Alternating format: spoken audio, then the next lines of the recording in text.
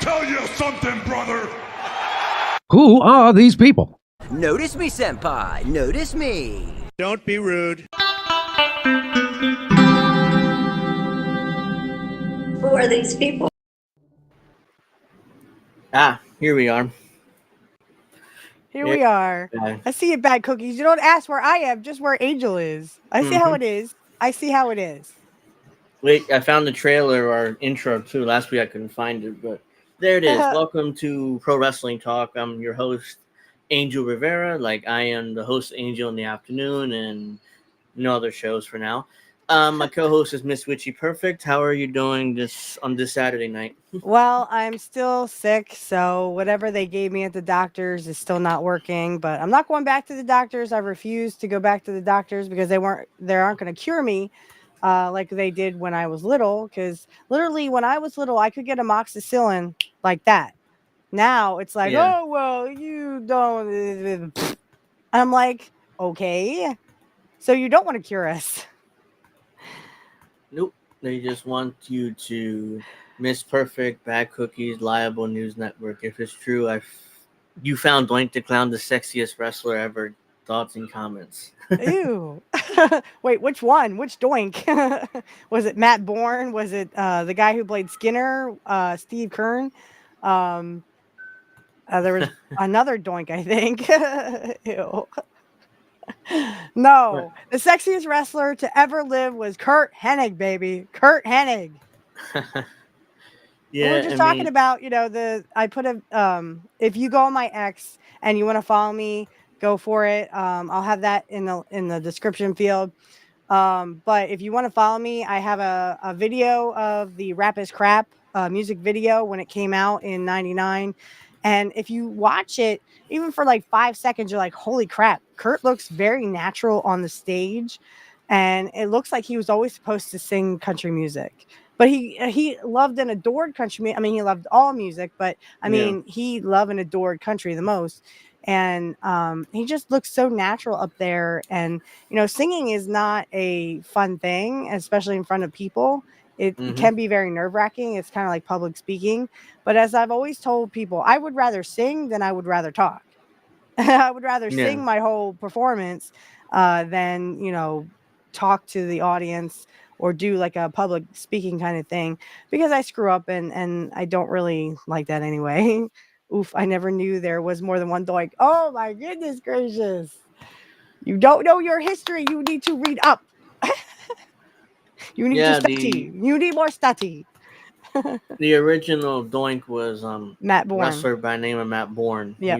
And then later it was Skinner, aka It was the Steve guy who played Kern. Skinner, Steve Kern. Yeah. And then who else was it? Was it somebody else? Yeah, it was somebody else for a while, but it was mostly Matt Bourne and Steve Kern. Yeah. Matt Bourne made the role famous. There was also Mini Doink, which was Dink. Uh-huh. I didn't find them funny. I just was like, what? I like the 3 matches they have with Doink, and this is Matt Bourne when he had Doink. It was 3 matches with him and Kurt Hennig to get Kurt into the King of the Ring. So they had the first 2 matches on Superstars, or one was on Superstars, the other one was on Wrestling Challenge, and then the final one was on Raw. Love those matches because Matt Bourne was he was second generation as much as Kurt was, so that's why they did actual wrestling. Yeah. So little person. I'm sorry. I keep reading that. It's before we go any further, I just want to send my condolences out to Roman Reigns. He lost his father this past week. I'm so sorry, Roman. We send you our prayers and thoughts and whatever. I send you positive energy since I am a witch. And I hope that wherever your father is, that he is out of pain and is where he needs to be. So condolences to Roman Reigns. Yeah, 100%. Rest in peace, Sika. But yeah, I mean, he just went suddenly. I was like, I didn't know he was sick. He just Yeah. like Mm-hmm. it came out all of a sudden that he was gone. It's like, wow, Yeah. that's unfortunate. Angel Bro looks like he lost some weight, looking very healthy. It isn't what? He looks like a wrestler. He looks like a wrestler. Come on, everybody, give it up for the person who actually looks like, a wrestler. Thank you, thank you. He could beat everybody on AEW. Come on. Oh yeah, Who isn't thinking that? Who isn't thinking that? I appreciate the compliment there, but yeah, we do have to. Tomorrow night is the Forbidden Door pay-per-view, which is infamous for just having Oh, cold dear matches goddess. for no reason. So yeah, so Who do you have on your shirt there? oh, this is a Space Jam 2 shirt. Oh, okay. I thought at first it looked like a Kurt Hennig. I'm like, are we wearing almost the same shirt? No, I have a Kurt Hennig shirt on because this one I had made from Amazon. So oh, okay. yeah, it's when he this is during '99 actually. Oh, okay. Yeah. So let's so as of now, which right now Collision is on, so they can add to this fucking card. They can add to this card. There's 13 matches right now, as of now. Right. They can add more because Collision is on right this second. All right, let's do this car wreck. Let's just get it over with. Yeah, let's just review it, and I'll give you my honest opinion, what I think. But it's all going to be shite. It is, but let's just get through it. Los Ingoblenables de Japón. Yota Tashui Titan and Hirohimo Takashi. I'm going to butcher a bunch of these names, by the way. That's okay. It's Japanese. What do you expect? Versus the Lucha Brothers. Penta, Cero Miedo, Rey Phoenix, and Mystico. With Alex Abrahantes. Arriba, andale. You know. Yeah, it's ridiculous. You know, I don't know what to say. It's kind of like This is a random 6-man tag for no reason from 3 wrestlers from Japan. I mean, it's a 6-man. They call it a trios match, but really it's a 6-man tag. I mean, this is not Mexico. So that's but they think it is with the Lucha. I mean, Lucha has changed since we last saw it. I mean, when we were 11 years old, I mean, I was watching like Juventud Guerrera jump around the ring, and I'm like, holy crap, this dude is awesome. Like Chavo Guerrero and stuff Rey like that. Mysterio. Eddie Guerrero, Eddie and Ray. With that frog splash. Oh my gosh. I was like, oh, that's cool. Okay. And then on the other side, you had the Japanese wrestlers who actually took wrestling. Sorry, I'm moving my mic. You had the Japanese wrestlers like Ultimo Dragon, and there was another guy, I can't think of his name now, but he did face Kurt when Kurt was in, because his dad was there. They were in Minnesota. I can't think of his name. Oh, Dragon. Is it not Takashita? No. Something. It was something Japanese. I'm sorry. Don't beat me up for that. Was it the founder of New Japan? Am I forgetting his name? No, but Sonny Ono was his manager. I don't know his name. But anyway, they were in Minnesota, and it was kind of like a warm-up match where Kurt's dad, Larry, kind of just got a few jabs in there, you know. It was kind of cool to see. Inoki, yes, Inoki. That's what I was thinking of. So Inoki is the founder of New Japan. Oh, get out! Was he in WCW? Yep. I know he had a run in the U.S. I know he worked for Vince Sr., but I don't know if he ever worked for WCW. He might have. This was someone in WCW around 98. No, Inoki probably would have been back in Japan by then. Yeah, so this is somebody else. This God, I can't think of his name. Takasha or something like that. Yeah, I don't know. I'm sorry. I'm not versed in the Japanese wrestlers. I did like Ultimo Dragon because the Great Muta would do that stuff with that green mist. And, it was kind of cool. Ultimo Dragon had a brief run in WWE like in 2008. Really? Yeah, I wasn't even watching. And his first match was in WrestleMania 20, And the first thing he does is just slip and fall, hit his face on the stage. Ooh. Right in WrestleMania was his debut match, and he Mhm. just takes a spill face first, like, oh Ouch. come on, that's not a good first impression, and he never really It's did like anything. Jericho when he screwed up the lion salt. This was against Kurt too. Everything Yeah. seems to be against Kurt. Like he tried to do the lion salt, and Kurt put his knees up real fast, and it's a good thing he did because if Jericho had hit him in the stomach, would have knocked the wind out of him. Yeah. Poor Kurt. Oh my gosh. Well, I That mean, goes he back to knew that Dusty thing. Don't do shit you can't do. he knew that Jericho fucked up, so he's like, okay, let me protect myself Yeah, I'll here. protect myself, and Jericho can make up the difference. Yeah. So But that his match, back landed on Kurt's knees, so there's 3 pre-show matches apparently. So okay. that's one of them. Okay. Los Ingobernables de Japón, or the Ungovernables from Japan. So Well, are you picking Japan or Mexico? the Which flag are Japanese you waving here? the Japanese have to get some victories. So if they're gonna do a Okay. they're So gonna do we're going with a Japanese super guys. card. Yeah. The second match is Chris Statlander versus Momo Watanabe, and versus Momo Willow who? Nightingale and Tom Nakano. That's a tag match. So Bad cookies, I will Statlander, beat you up. Statlander and Nightingale feuding right now. So I say Statlander wins for no because I don't reason know they who this stuck. Moo is. They stuck. No, that's their tag team partner. Oh, sorry. Go They ahead. stuck them together. Two random Japanese girls with the 2 that are feuding for no reason. So yeah, I mean, Well, I still pick Statlander. yeah, the heel has to get a win over the babyface for now. So yeah, I agree. All right, the third pre-show match is Mariah May with Tony Storm, Luther, and Mina Shirakawa versus Saraya, aka Paige, with Haley Cameron. Raya, maybe. I don't know who the baby faces and the heels are. I don't know. It's AEW. You know, like with Tony Storm, one week she's a heel, next week she's a baby face. She's the a next baby week face. Yeah, what the hell is that? She You goes can't back just to a keep switching heel. them. And like he's switching them for no reason. Yes, I don't Right. know who's the baby face or the heel. So yeah, I mean Saraya. Isn't Saraya the one with the hair that's up here and then the face is all like painted and stuff? And I'm like, what the hell is this? No, she used to be Paige in WWE. She was Okay. one of the top girls in WWE until she hurt her neck and had to retire. And yet they paid her. They paid this girl for 3 years to sit at home and literally do nothing. And Vince was nice enough to pay her. And Vince never does this. You know, he's like, okay, you're not no use to me, pal. But he paid her for 3 years, even past the pandemic. And then she's so ungrateful, like, oh, Vince never listened to me.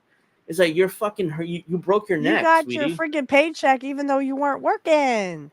He would have For 3 never years done that for nearly. Kurt or any of the older wrestlers like Brett.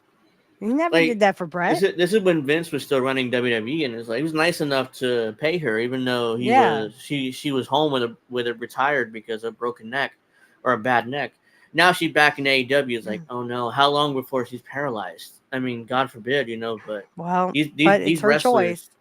These wrestlers don't, you know, they don't protect each other. They just hurt each other for no reason. All right. So the first pay-per-view match is Konosuke Takeshita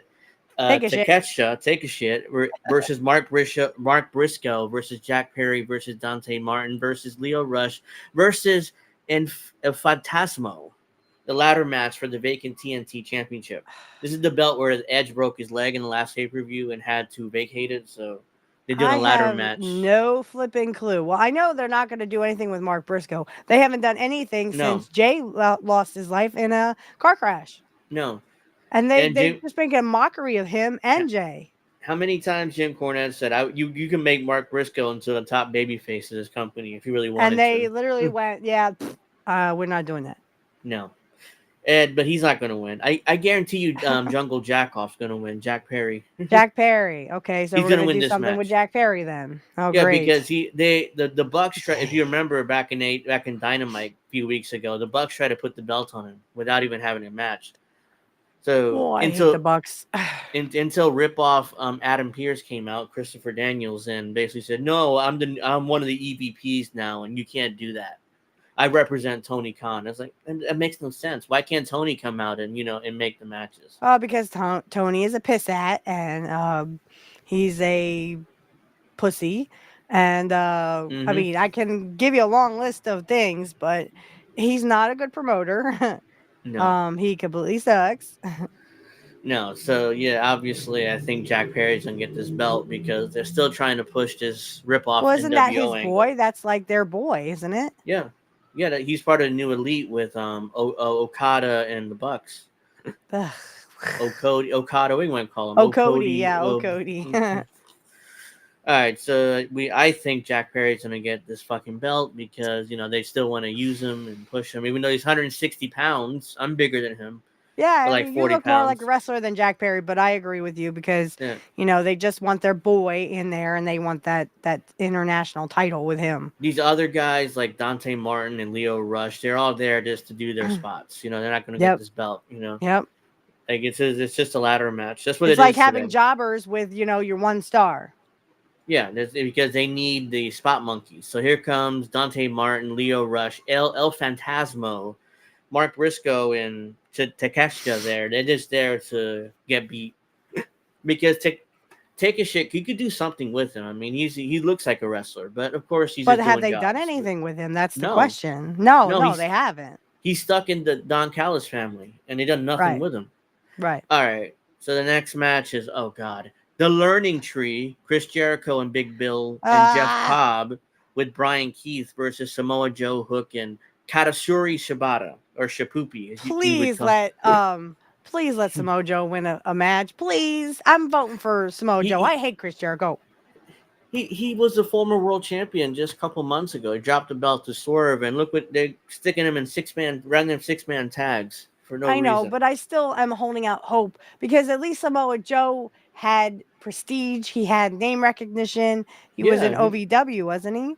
At one point? No, he might have been in the early days. I know he became famous in TNA and Ring of Okay, Honor. TNA. So he was in TNA and He and might they have been got in OVW at some point. yeah, and he got recognized because of that. I really want to think that because Jericho pulls politics, it'll probably be Jericho and his little puppy, whatever, his little puppy. He has the belt like puppet on a string, He has that belt that Taz made for himself back in ECW, the FTW title. I mean, yeah, he took it from Hook. Yeah, which is Taz's belt, literally because Paul Heyman allowed him to make it because his ego, because Raven was the ECW champion and he wanted to be champion. So it's like, okay, fine, make your own fucking belt. You're that world champion, whatever. So I would rather vomit on Chris Jericho. Are you kidding me? I'm surprised Taz let him, carry his belt, but I digress. So I'm hoping Samoa Joe wins something, and I'm hoping his contract expires soon, so he goes back to WWE because him and Triple H were close. So so he might be packing his bags, heading over to WWE again for having that one last run before he retires. But I hope Hook ends up there too because he needs to get out of AEW. Because that's Taz's son. Yeah, and he deserves to have something done with him other than it's just a little Hook. You go away, boy. Pat him on the head. You're a little good boy. And Jericho, of course, is going to win this match because he's put some meat on them bones, yo. Come on, he's not going to lose. He's not going to lose. I mean, Jericho has like 7 years left on that contract, and he's like 53. Tony signed apparently a 10-year contract, and he's in his 50s. Yeah, I know. I saw that too on X. I was so disgusted. I was like, ugh, let me go to the bathroom and vomit, please. Ugh. Oh, no. Bad Cookies, I will beat you up. I will smack thee down on you. Don't make me come through this computer because I will. You don't know what I could do. I am a witch. You don't know what I could do. Okay, no. The next matchup on this card is Timeless Toni Storm defending the women's world title against Mina Shirakawa. This is the angle where they're doing like a lesbian thing between Toni Storm and Mina Shirakawa and the other girl, Maria May. So they're all doing some sort of lesbian angle where apparently they're all in love with each other for no reason. I think Brian Last was like, they were talking about tits and ass, and I was just like, okay, skip. I don't want to hear about this shit. I'm a woman. I am straight. I like dick, okay? I don't like pussy. Bad. I like dick. It's bad. It's like 1999 Raw or WCW when Vince Russo was there. I'm sure I remember him doing lesbian angles there too in WCW. Yeah, I remember that where They had Stephanie had to kiss a woman, and she didn't. She it was Rikishi and drag, Oh but he was yeah, a that was guy. He had a after. dick. Yeah, that was after. That was in WWF. But yeah, I mean that. But yeah, Vince would do similar things too. But too many Vinces. McMahon would do that too. So Yeah, well, and Russo was Russo. the worst at it. This is the Russo-esque storyline. It makes you question whether Vince Russo secretly works with AEW Sometimes I because wonder. Yeah, this is ridiculous. Yeah, Tony Storm's going to retain. They're not going to put the belt on I mere was gonna say I Japanese would wrestler. say Tony Storm here because I don't know the other lady. I know Storm from just what Cornette has said about her. But Yeah, I don't see her going anywhere like she was in NXT. WWE. She was in WWE, and She was. the story why she quit because she was working with Charlotte Flair, who was the women's champion then, Hmm. and Charlotte Flair pied her like literally with us the pie, and that's a dumb Vince storyline. But she quit. Like she got on her plane, went back home to Australia. Like I'm tired of the sports entertainment shit. And what did she do? A sports entertainment gimmick, a gimmick that Vince would have loved. A Well, now she's 1950s, technically a straight woman doing a lesbo yeah, scene. yeah. What was the difference? I mean, no There offense, is no but difference. grow some lady because I hate to tell you this, but Kurt Hennig ended up in a cake. All because Master P and that whole shit they were doing in WCW. So Yeah, grow it's some like lady. she was a mark for herself. You know, she thought that she should have been taken as seriously with Charlotte Flair, and she just started. She just started on the main roster. She came from NXT. Wasn't like she was a veteran. She was there for years. No. Right. It's called Yeah, paying your dues. yeah, and they did a story where Charlotte pied her in the face, and she thought that was demeaning to her, and she quit. And now she's a 1950s Marilyn Monroe cosplayer. That's what she is, and that's Playing the a sports. lesbian part, and Yeah, she's and probably that's straight. and I think Vince would have loved this gimmick. That's why I'm saying, it's a sports entertainment gimmick, and she allegedly hates sports entertainment. Well, right. Yeah. And the whole thing with like, I don't get it. Men, why don't you understand? Lesbians do not like men. That's if they like men, they would be Mm-hmm. straight. Yeah. Why do you love the whole lesbian thing? Again, they don't want men. They don't like men. They think men are ugly and icky. So I don't understand like, oh, a guy's going to watch two lesbians. Okay, great, but they don't want you in it because they're lesbians, you idiot. I don't understand that whole point of view. It's like, why wouldn't you want a straight woman who likes dick instead of lesbians who don't? Mm-hmm. They like pussy. That's what they're there for. That's why they're called lesbians. They don't like Yeah. dick. So the lesbian angle is hopefully done after tomorrow night, and Mina Shirakawa go back to Japan because I'm sick. I have not actually watched AEW in the last month. That's how horrible that show's been, and I'm done with it. Right. So yeah, I mean, it's been usually I would watch it, just to watch it, but and they had their lowest rating ever like 2 weeks That's what ago. I was gonna say. They had their lowest ratings, and I don't want to watch it. I just listen to what Cornette says about it. Yeah, And they were talking about that whole tits and ass thing. And I was just like, I'm just going to skip this it's because it's just not bad. even worth listening to because I'm a straight woman. I don't want to hear that shit. I want It's to hear just about dick. it's just bad. It's not good. It's just for what it.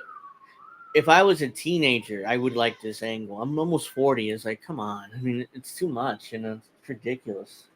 This is not 1999 anymore. All right. So the next match on the card is Zack Sabre Jr. versus Orange Cassidy, Oh, Tony Khan's God. favorite wrestler. Zack Sabre Jr. is from Japan. He does all the spots. But he doesn't sell anything. So it's a I Will say Ospreay Orange type thing. Cassidy because, I mean, they're trying to push him. Oh, Tony's been pushing him for years. Yeah, He they've was been on the pushing him for first show. years. He's on the first show, first Dynamite 5 years ago, and he's still a big part of that show to this day. Even though his act is quickly become stale, the whole pocket thing, and he kicks you with his hands in his pockets. It's been stale years ago, but now it's like it's even worse now. It's just horrible. They don't. Well, I'm sorry to bring that up, but I mean, it literally is like you hear like a guy like, oh, I love watching two lesbians go at it. Why? You could never join them. They don't like you. Yeah. They think men are disgusting. Otherwise, they would be bi instead of lesbians. Yeah, makes no sense. All right, so the next match on the card is MJF versus Hechicero. I pick Hechicero. MGF because I don't know they're who that trying to even push is. him. Well, Blessed yeah, he's be, blessed be, Hechicero. Hecha. Wait a minute. Hechicero. Yeah, he's a Like, mass. He, because Cornette was saying about chia. Remember that old yeah, yeah. commercial and Mm-hmm. stuff? Yeah. Chichero. He's a Mexican mass wrestler from CMLL. I So all say, they go ahead.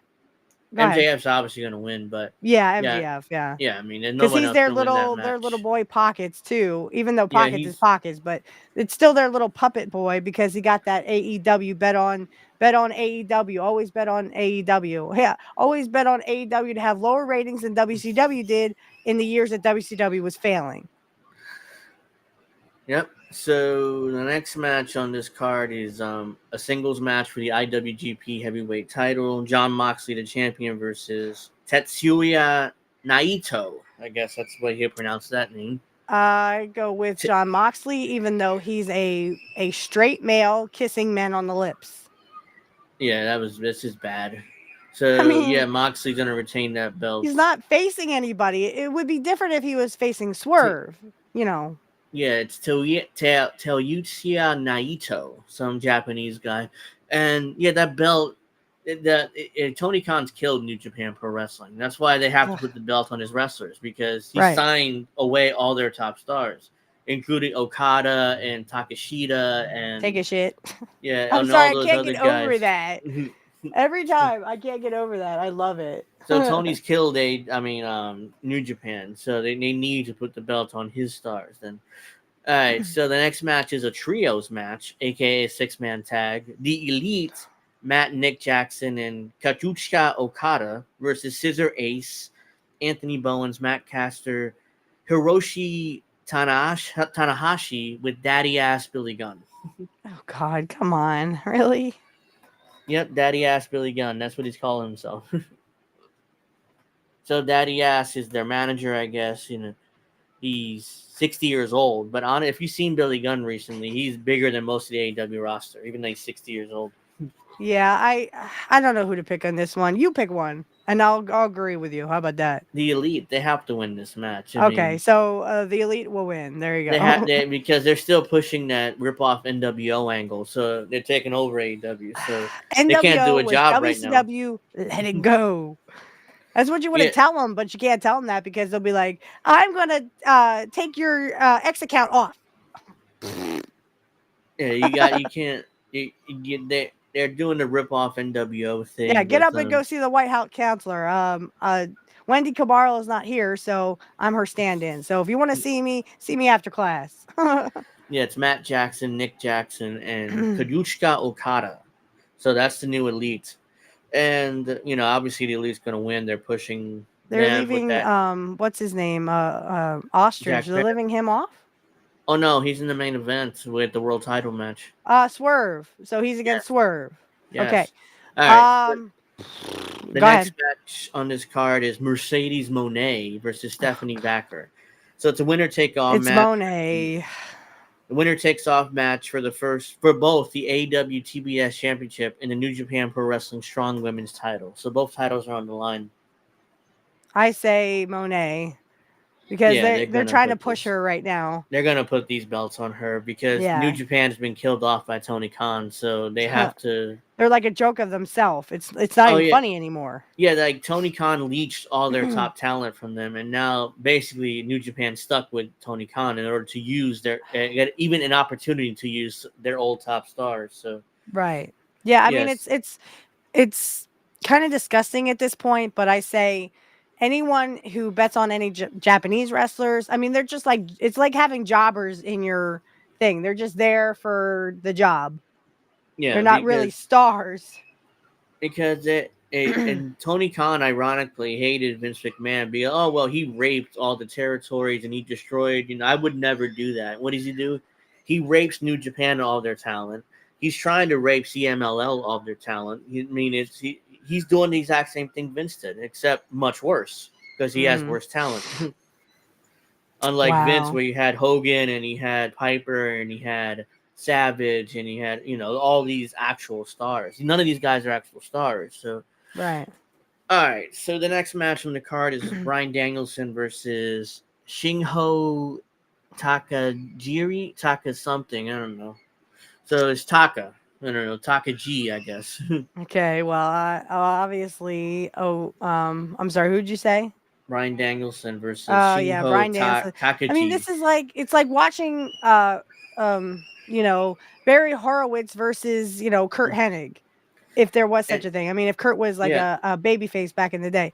I mean, this is like watching that. It's like Tim Horner and Kurt Hennig. Nobody knows who the hell Tim Horner is. But he they all was. know who Kurt Hennig is, right? They know who Mr. Yeah, Perfect is. So yeah. it's So, like literally hmm having on a pay-per-view, it's like literally Tom Horner oh, on versus Mr. Perfect on a pay-per-view. yeah. So this match is a men's Owen Hart Cup tournament first round match. Oh So God. Sorry, go ahead.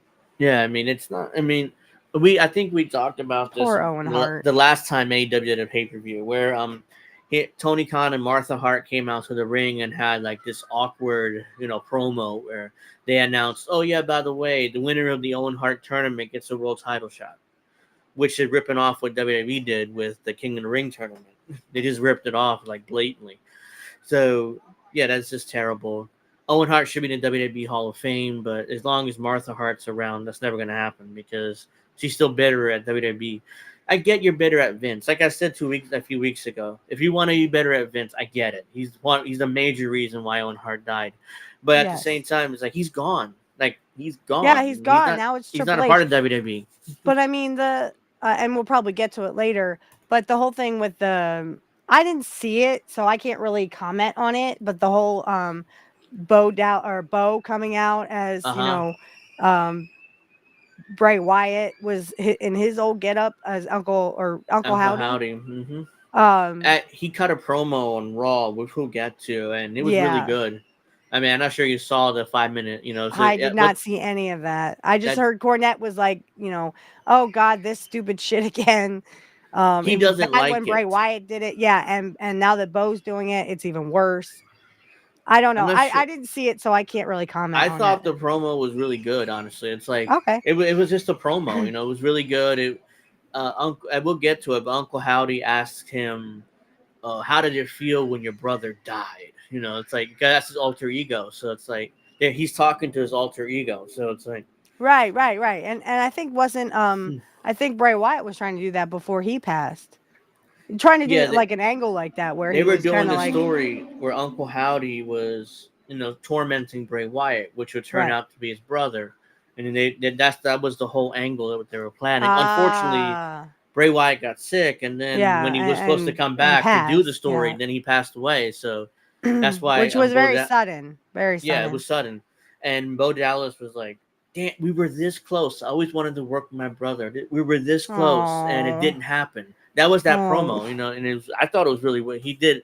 It was, it was emotional. It was everything what wrestling is supposed to be. It set up the story. Did you see the one with Jeff Jarrett where he talked about Owen Hart and he talked about? I didn't see it, but I saw it on X. Like I saw people like reacting to it. Yes, it was. What do you think about it? It was another well done promo because it came, from the heart because Jarrett and Owen Hart were best friends. So that's true. Yeah, it came from the heart. So that's why. And Jarrett's not really a good promo. I mean, it never was, and he thought he was a main eventer like his dad, but he really wasn't. TNA failed and he was a champion, and WCW failed when he was a champion. So he's not a main eventer like his dad was, and obviously he could never accept it. And now he's like. But I digress. The promo itself was really good and emotional. Like, and it's like, oh, Jarrett cut a good promo. Great. Let's see if he wins the tournament because he wants to win the tournament in order to honor Owen. It was a nice sentiment. Because of that promo, I suspect he will win the tournament, but he's gonna get a world title shot. I mean, I don't know how that's supposed to work. He's like nearly 60 himself. Yeah. Jarrett's getting up there. As a reaction to it, I mean, I would probably I didn't want to cry, so I did not watch it because I just with the fact that I'm still sick, I'm very emotional anyway, and I don't know what to do about it because I went to a doctor and they didn't cure me. So I'm back at the point where I'm just like, fine, I'll just I guess I'll be sick. what am I gonna do? You know. Yeah, that's that was another promo, good promo, and the main event for the AEW World Championship, Swerve Strickland, the champion, with Prince Nana versus Will Ospreay. I don't know why they booked this match now, because I always assumed that Ospreay get the belts at Wembley.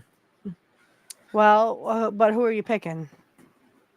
Well, they have to put this belt on Ospreay. How's he going to lose? I mean, he's supposed to be their next top, baby face. Who's going to their next white hope? Because they always put their belts on white, skinny white dudes that do all the moves for.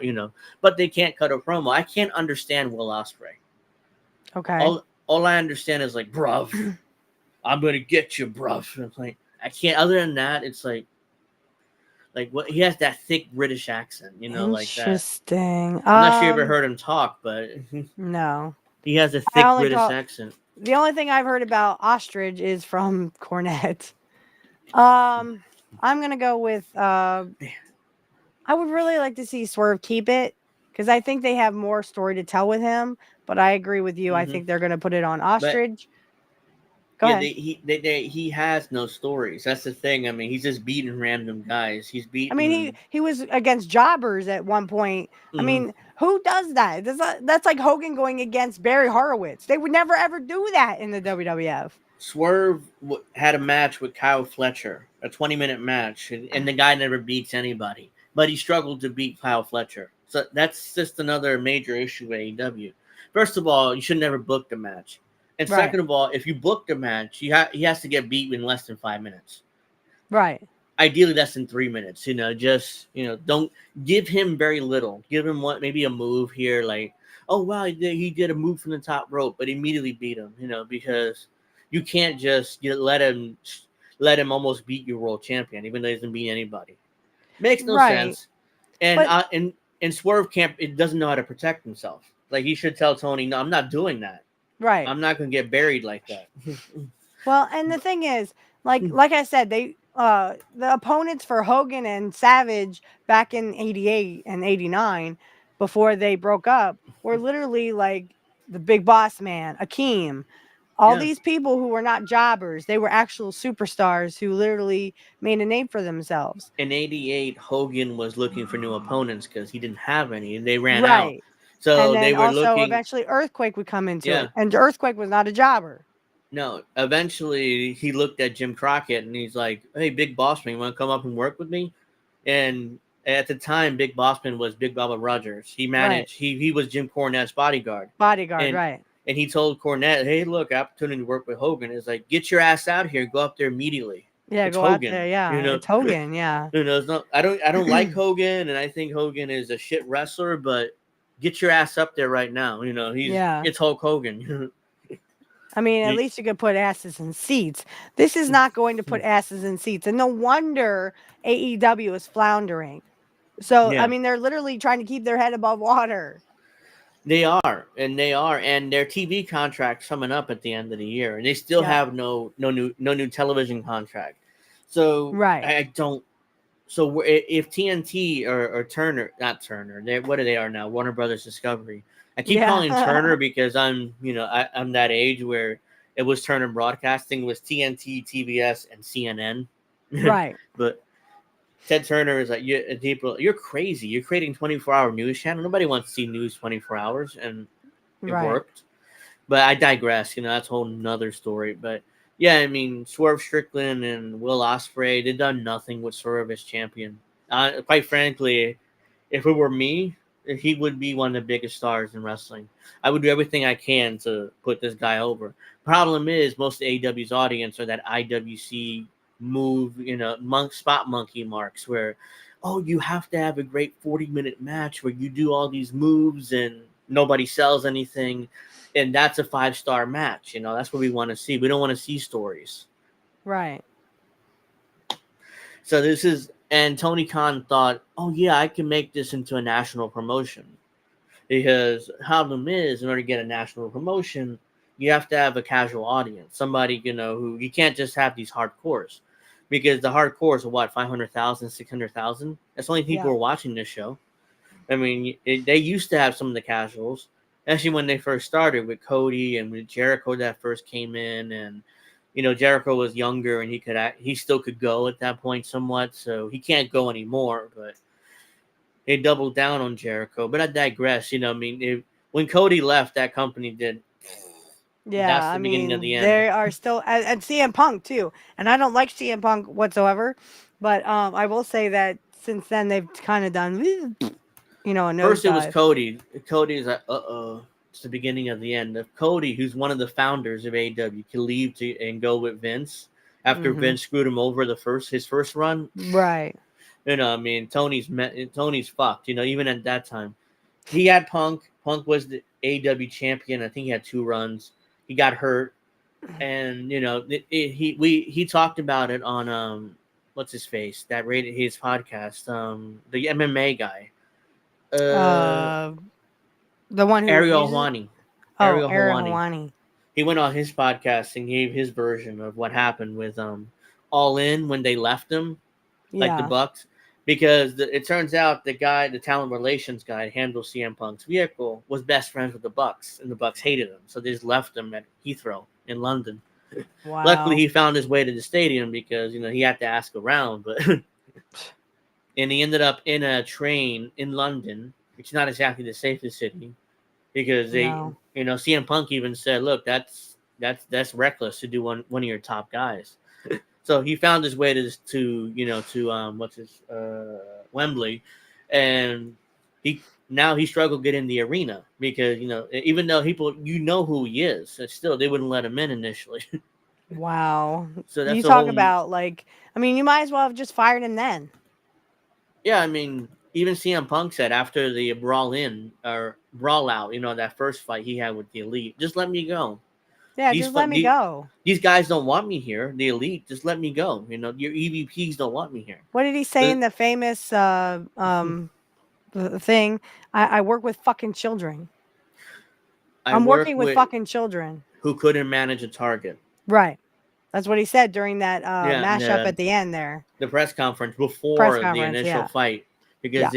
because Tony Khan insisted on these press scrums, where he can put himself over and Stacy, and stroke his ego a little bit. Unfortunately, he didn't expect Punk to just explode like that and just bury the Elites, and he had Tony's face was like stop him. Look, enough's enough. If go back to your locker room. I mean, you don't need this press conference anymore. Oh, Be a absolutely. boss. Be a boss. But no, he Yeah, just sat there grow some cojones, if you you're just go to your locker room. You don't need to do this press conference. But no, he just let him sit there. He sat there for an hour with this face like every time Punk says something, he punch him in the gut. Yeah, And he did. I would have punched him too. He figuratively punched him in the gut. So yeah, I mean, once Punk was gone, who's the top guy? There was nobody. MJF, even MJF buried himself. Yeah. Because if Will Ospreay gonna get this belt, by the way, he has to. I mean, if he's gonna lose, then what was the point of him getting the international title? And Well, what was the point? There's your top guy. So Yeah, they he want has to be. Ospreay, obviously, because obviously Swerve was kind of like, "Help! I'm treading water here. I don't know what to do." But then they weren't giving him crap to do anyway. They were just kind of like, "Okay, here's a cattle prod." He became anyway. There's nobody in AEW that would teach him. Right. Or if even if there is Jake the Snake Roberts. He's hanging around backstage. I don't know what he does, but Jake, they it's time to give it up, bud. It's time to give it up. He signed another contract. Tony Khan extended him like he's Are some you kind freaking of serious? yeah, by Oh 3 my years. God. And Jake is old. He's an old school worker. He just took the money. It's like, yeah, WWE doesn't want me, so like I'm just gonna stay here and leech off Tony Khan for a few more. I was years. gonna say because most of your life, Jake, you were an addict. Yeah, I'm glad he's clean. DDP got him clean. Oh yeah, I'm definitely glad he's clean. It's just, when it comes to that, if you think about all the bridges he burnt and all the stuff that happened basically when he was high or drunker than a skunk, I mean, So he's finally clean. He's an old school worker, so he's like he probably talked Tony, give him more money, even though. And Tony said it's such a mark that is like, oh Okay. yeah, Jake. Okay, I was a big fan of yours when you were a kid, as a kid, So here's a bunch of Yeah, money. I like Jake the Snake. And same thing with Ric Flair. He's still paying Ric Ah, Flair. Even though that dude needs to give it up. the only reason why he brought in Ric Flair to do the thing with Sting, because Sting was retiring. Well, But why'd that you get? and I think Flair has a lot of was going broke because he had a lot of alimony payments because He he still does. screwed a lot of chicks and had a lot of kids, and then just went, okay, I'm gonna cheat on all of you. Bye bye. Why get And Tony married, Khan stupid? and Tony Khan is a Ric Flair fan, so he's Ugh. paying him because he was one of his favorite wrestlers, just like with Jake the Snake. So yeah, Flair. I'm not sure if Flair even goes to the AEW shows anymore. I mean, I don't know what they're doing with him. Well, right They now, still- I mean, was there any repercussions after the whole pizza thing incident? As far as I know, no, he's still getting a check from Tony. So even though they should have used that as an excuse to fire Flair, but Yeah, okay, sorry, Flair. Bye. You're not I'm sure- making AEW. I mean, when I laughed when I saw on X, it was like, oh well, it's not Vince McMahon's problem anymore. Now it's Tony Khan's. yeah, Ric Flair is now Tony Khan's problem. And Triple Mhm. H was Ric Flair's favorite wrestler. Triple H loved Ric Flair back in there 20 years ago when they were together. But even him, he wouldn't touch Flair, I don't think, today. I mean, it's ridiculous. Someone needs Jake to just, sit Ric Flair down and say, look, Rick, you are not Ric Flair. You are not the Nature Boy. You are Rick, whatever the frick your name is, Mhm. Richard, whatever. Yeah. You are that person. There is no line. There is a line between Ric Flair and you need to not cross it anymore. You are not the Nature Boy. You are who you are. He doesn't know how to be Richard. I mean, that's not a Richard Exactly. Flair. He knows how to be Ric Flair. Like, same thing with Hogan. He doesn't know how to be Terry Bollea anymore. He's Hulk Hogan. That's what he's always what he's been called and what he's. So he doesn't know who Terry Bollea is anymore. So, I mean, I get it. These guys were all-time greats, and that's the reason why they made a lot of money, because they believed in their character and they actually were their character, but they don't know how to retire. They don't know how to say, okay, I'm done now. I'm going to be Terry, or I'm going to be Rick or Richard. Yeah, I'm going to go back to being a civilian, so to speak, not a wrestler. Yeah, he was always Hogan. So, yeah, and Jake the Snake is back there. Getting back to my point, he could help Swerve, but if Swerve wouldn't listen to him, probably because these guys, they're so arrogant, they think they know everything, and they don't. I'm sure Jake the Snake could teach Swerve how to protect himself, and what I mean by that, Brett said he would offer to, train these guys, and AEW basically told him to go F off. Yeah, You could have Bret Hart. You could have had Bret Hart. Bret Hart made 1 or 2 appearances in AEW. And Or- Bret Hart didn't even know what AEW was. He happened to be in the same town that AEW is doing Dynamite. And I think Tony Khan called his agent, like, hey, can Bret make an appearance in AEW tonight? And Bret was like, they're paying? He was like, oh yeah, sure. He had no clue what AEW was, and he first made an appearance.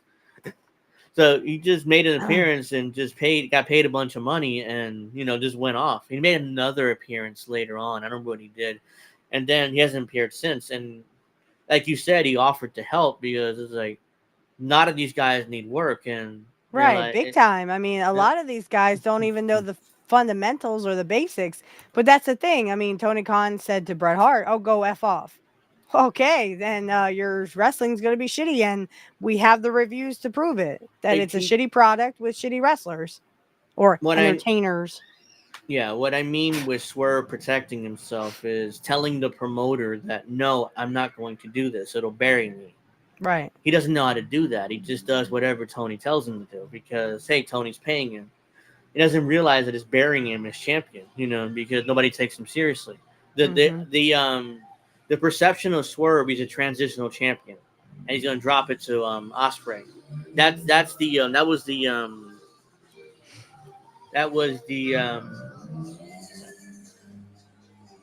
Please tell me that music goes away. I'm going to mute my mic. Okay, it's gone. But I'm gonna have to mute my mic. But no, it's fine now. But yeah, I mean, it's what am I saying? Something about Swerve. Oh yeah. And Tony Protecting Khan not himself. taking his something that would make his product better.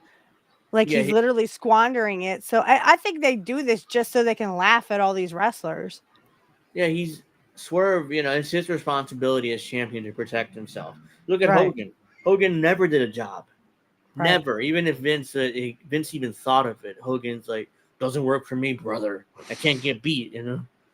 It is like, okay. He knew how to protect himself. Piper never did a job working for Vince. Like, he would Right. squirm out of it, and like in 1984, 85, when they did the first match with Hogan and Piper. What was it called? They called it the War, the War to Settle the Score or something like that. Yeah. And Piper didn't initially. Piper was supposed to get beat clean by Hogan in the middle of the ring with a leg drop, and Piper like squirmed his way out of it and basically convinced Vince to do a disqualification. Right. And Right. yeah, because he didn't want to do a job to Hulk, and I don't blame him. I wouldn't want to do a job to Hulk. I mean, Hulk was a prick, so he didn't want to do a job to Hulk. So it's like he squirmed his way out of it, convinced Vince to change the disqualification, where Hogan won by disqualification. Yeah, I heard an interview they had with Scott Hall where Piper didn't want to do a job for, I think it was Kevin Nash. Randy Savage. He didn't want to do a job for Randy Savage. And Scott was like, dude, stop being a prick. I mean, this is Randy Savage we're talking about. We're not talking about Hogan. We're not talking about Nash. We're not talking about me. We're talking about fucking Randy Savage. And you won't do a job for that guy. Because Piper, in his mind, it's still 1986, and he's protecting himself from doing a job. Right. It was 1997 at that point. Yeah, it was 96, 97, yeah. And he was older and past his prime. So it's dude, it was time. It's time to give it up. You're not a superstar anymore. But do you know the story of Kevin Nash slapping Piper? I assume you've heard this. I heard of it, but I don't remember the details. It was a tag team match, if I remember correctly. It was Hall and Nash versus Piper and Flair. And Kevin Nash basically told Piper and Flair, look, we can't start. They were doing an angle. So that was their first match. Like, we can't start this hot because you started hot. We have nowhere to go. The first thing Piper and Flair do is they started hot, and they were, beating Hall and Nash up. And Kevin Nash got pissed, and eventually they started hitting each other for real. And they got really pissed off at each other. And eventually Kevin Nash told the referee, throw it out. Disqualify it, end this match because we get, it's real, it's getting real here. Referee threw it out. They all went to the back, and Nash was like, "What the fuck was that? What are you doing?" And Piper got up and tried. He assumed he was going to fight him, so he just slapped him, and Piper sat back down. And Nash was like, "That's it," because Piper is always known as this tough guy. He could beat anybody up. That was the reputation he upheld. But he did nothing after Nash bitch slapped him, basically. Are you serious? No, I don't remember that at all. Yeah, I heard that he slapped him, but I didn't remember what for. Yeah, and according to Piper was asked about it. It's like, no, he never slapped me. Of course, why would he admit? Even if it's true, he wouldn't admit to it. So it's like, yeah, Piper never slapped me. I mean, Nash never slapped me. Just we got into a scuffle, and that was it. And that was his version.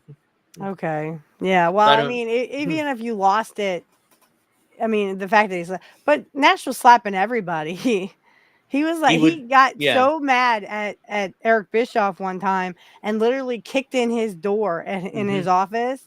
And it was over Scott Hall. So he fired Scott Hall. And it was also X-Pac too.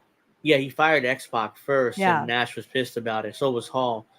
Because that was their buddy, and Bischoff fired him. It's like, he sucks. Why would I keep him around? Of course, that pissed off Hall and Nash because they're their buddy.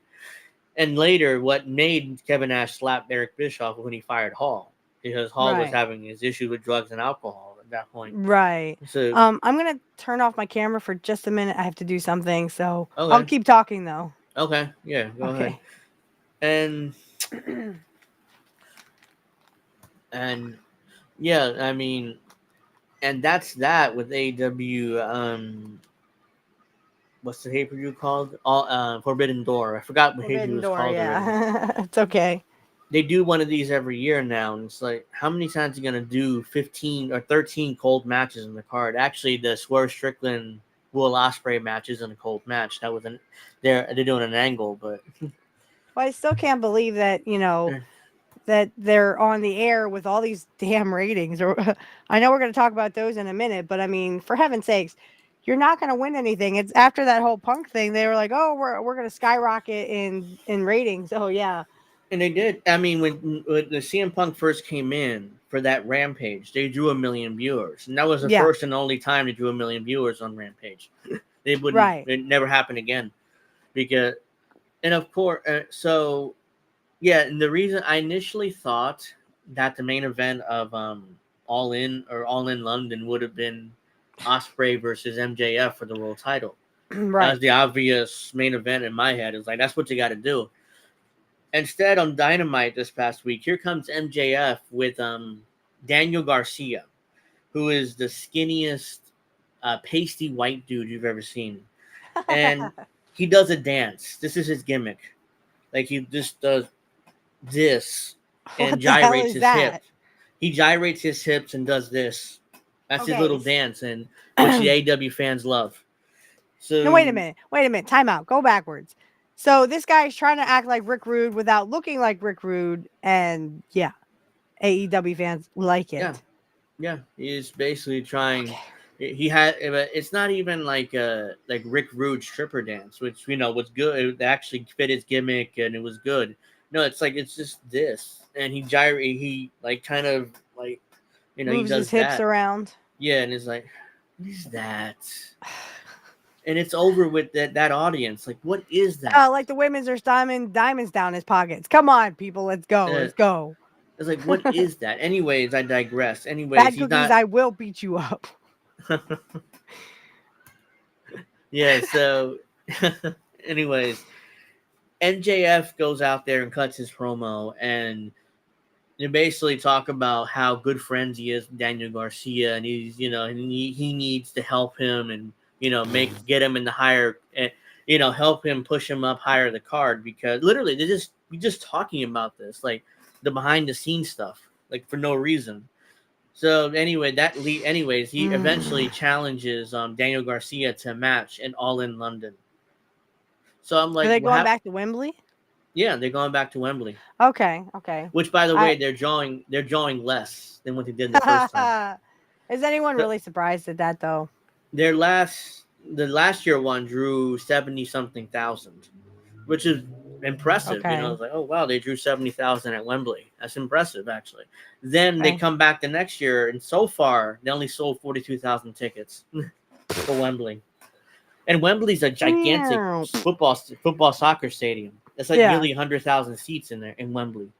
That's why Vince never went back to Wembley after SummerSlam '92, because he could even sell it out with Bret Hart and British Bulldog in the main event.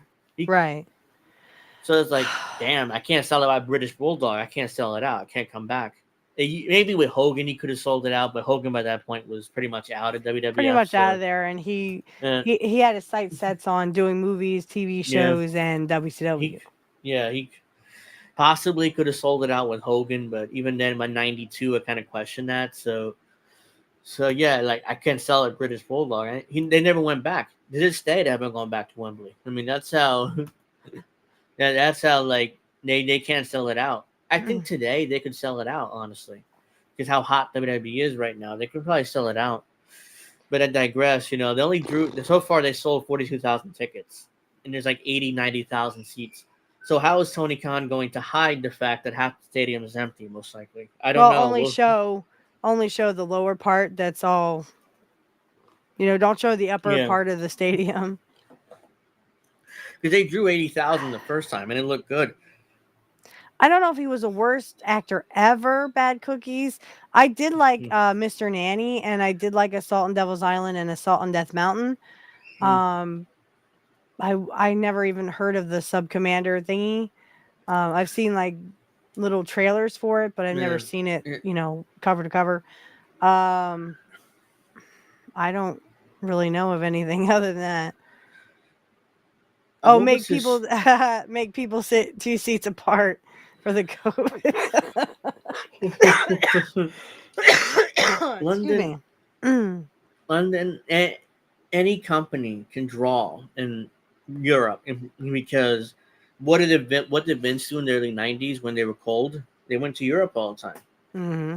They did tours like 2 or 3 times a year because they can draw there, and the crowds look good, and they can bring it back to the States. Like, see, look, we sold out in London, we sold out in Germany, we sold out in France, we sold out all over the place. So look at how great Mm-hmm. WWF is. Make sure you watch on Raw. It's like, they still couldn't draw. I mean, that's how that's how cold WWF was in the early '90s. I was a kid, so I liked it, but looking back on it, it's like, wow, this is some bad TV. Well, I mean, when I was about 6 years old, 7 Yeah. years old when they decided to make Mr. Perfect a babyface.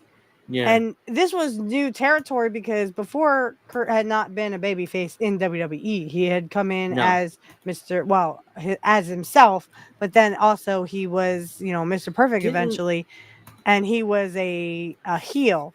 Now, Yeah. if they had done, instead of having Slaughter, or they could have had Slaughter, but maybe instead of Hogan, if they, because Hogan was starting to, dwindle at that point. They could have made kind of like Bob Backlund. They could have made Mr. Perfect that all-American boy babyface, because he was from Minnesota, so he was from the Midwest. And I think that him and Hogan could have gone, toe to toe, or if at the time it could have been Brett and him. Him and Hogan could have drawn money, and they could have done something. I'm not saying Hogan never put the belt on him. He wouldn't. I mean, he wouldn't allow Kurt to beat him. Because it would be like, okay, Hogan, look, you need to know that you're drying up now. You're not putting asses in seats. And Kurt is basically carrying these matches that are making you look good. Yeah, I mean, Kurt could have made Hogan like $1 million, even though it was the early '90s, and he was becoming washed up. Basically, that red and yellow Hulkamania character by the early '90s was was kind of waning. The audience was sick of it in the early '90s. And so I think instead of like Hogan in '92 coming back in '93, it could have been Brett and Kurt. Make Brett the heel and make Kurt the babyface, because that was in the middle of Kurt's babyface run anyway. Unfortunately, Kurt was around too early, because a year or two later they would do the Shawn and Brett, match, because Vince didn't believe in smaller guys yet. The only reason why he did, because of steroid trial, and he needed guys to be smaller, so it won't be obvious that they're on the juice. Right. So if he were around a year or two later, he probably would have been in that, those top spots. And Kurt admits that he was having personal problems at home, and then he was also having, his back injury was kind of bad again. He had aggravated it in '93, especially with that babyface versus babyface match, which we did go over on my show, because there's a point where he goes to slam him, but he slams him out of the ring. Like, he literally does a suplex outside the ring, and you could see here's the apron and here's Kurt's back, and it just went like this, and I'm like, oh, ow. Yeah, that's brutal. That's a brutal bump to take, because I'm surprised he took it, because his back was bad even then.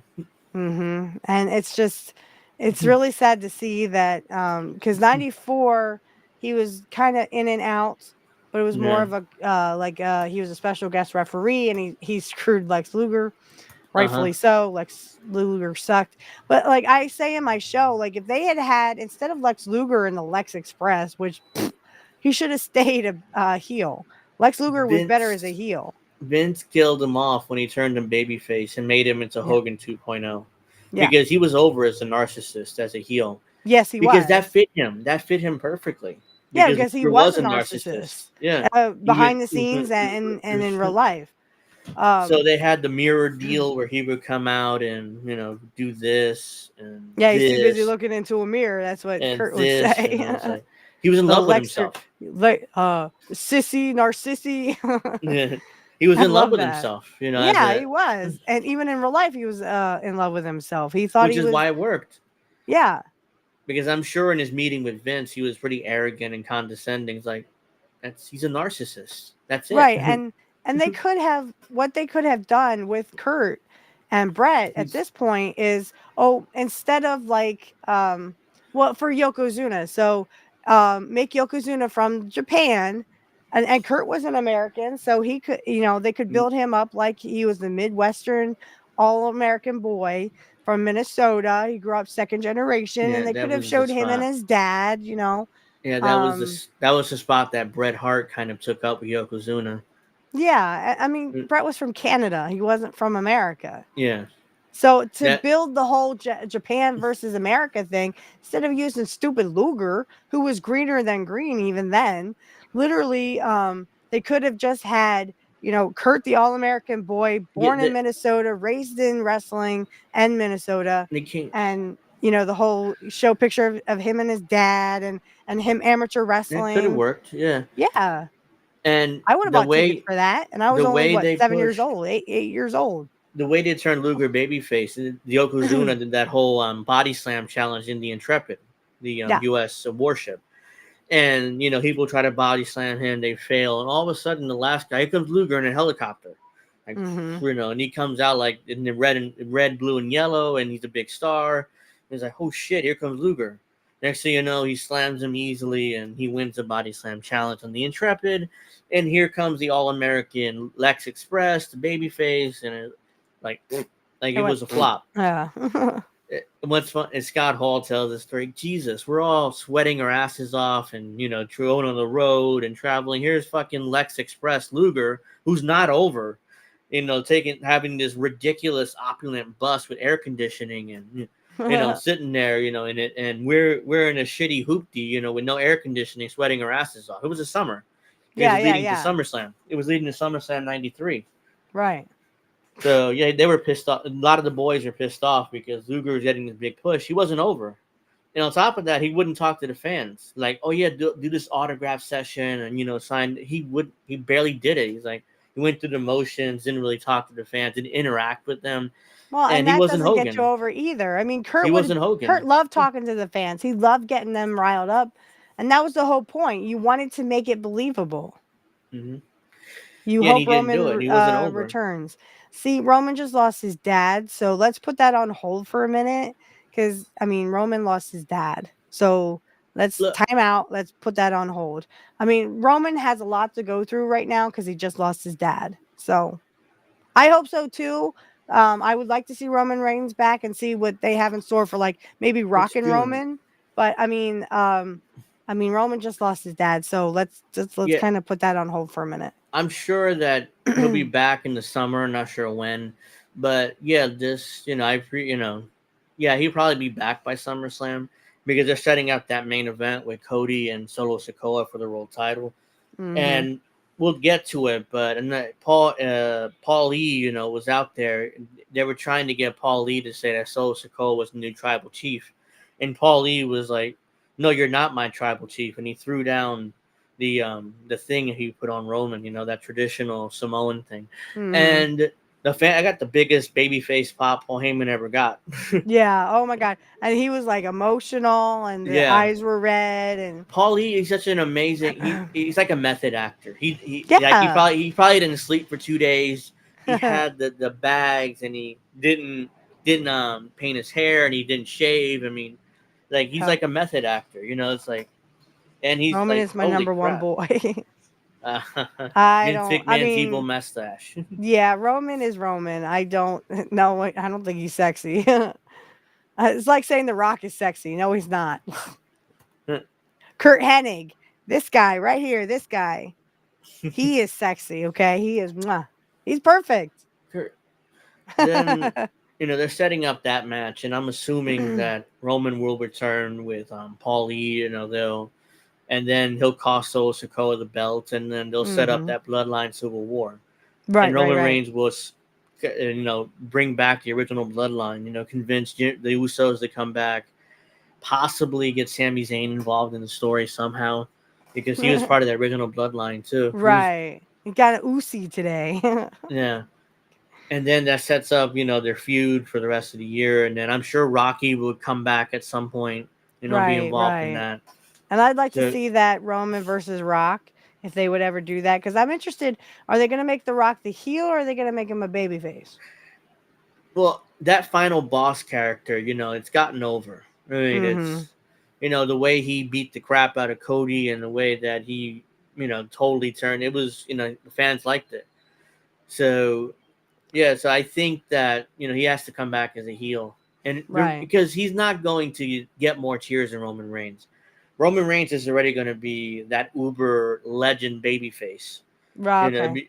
Yeah, because we already see the fans chanting, "We want Roman, we want Roman," and Really yeah, that's getting hotter and hotter in the arenas. interesting.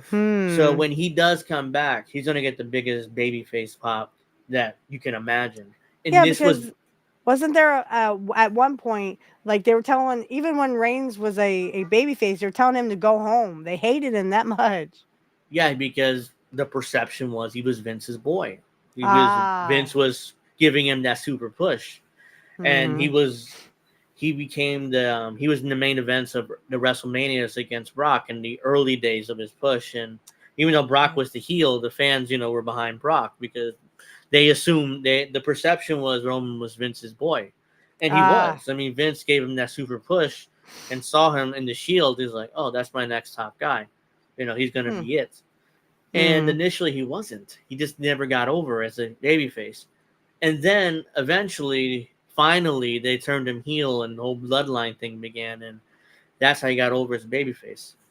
Because the fans, he was the cool heel, and the fans like to cheer him. And now he's coming back as that uber babyface. I guarantee you he's going to get cheered out of the. I mean, that pop's going to be insane. And he'll probably cost Solo Sikoa the title. And then they'll go from there. So let's see. Don't listen to the comments. I don't know what they're talking about. Most of the propaganda being fed to us is pro wrestling tactics. Understand the relationship between The Rock and Triple H. You understand Dem versus Republican. Like I said, pro wrestling and politics are very similar. Very similar, yeah. Because they want us to swallow all this crap, and it's crap. Usually. That's a insightful, interesting comment.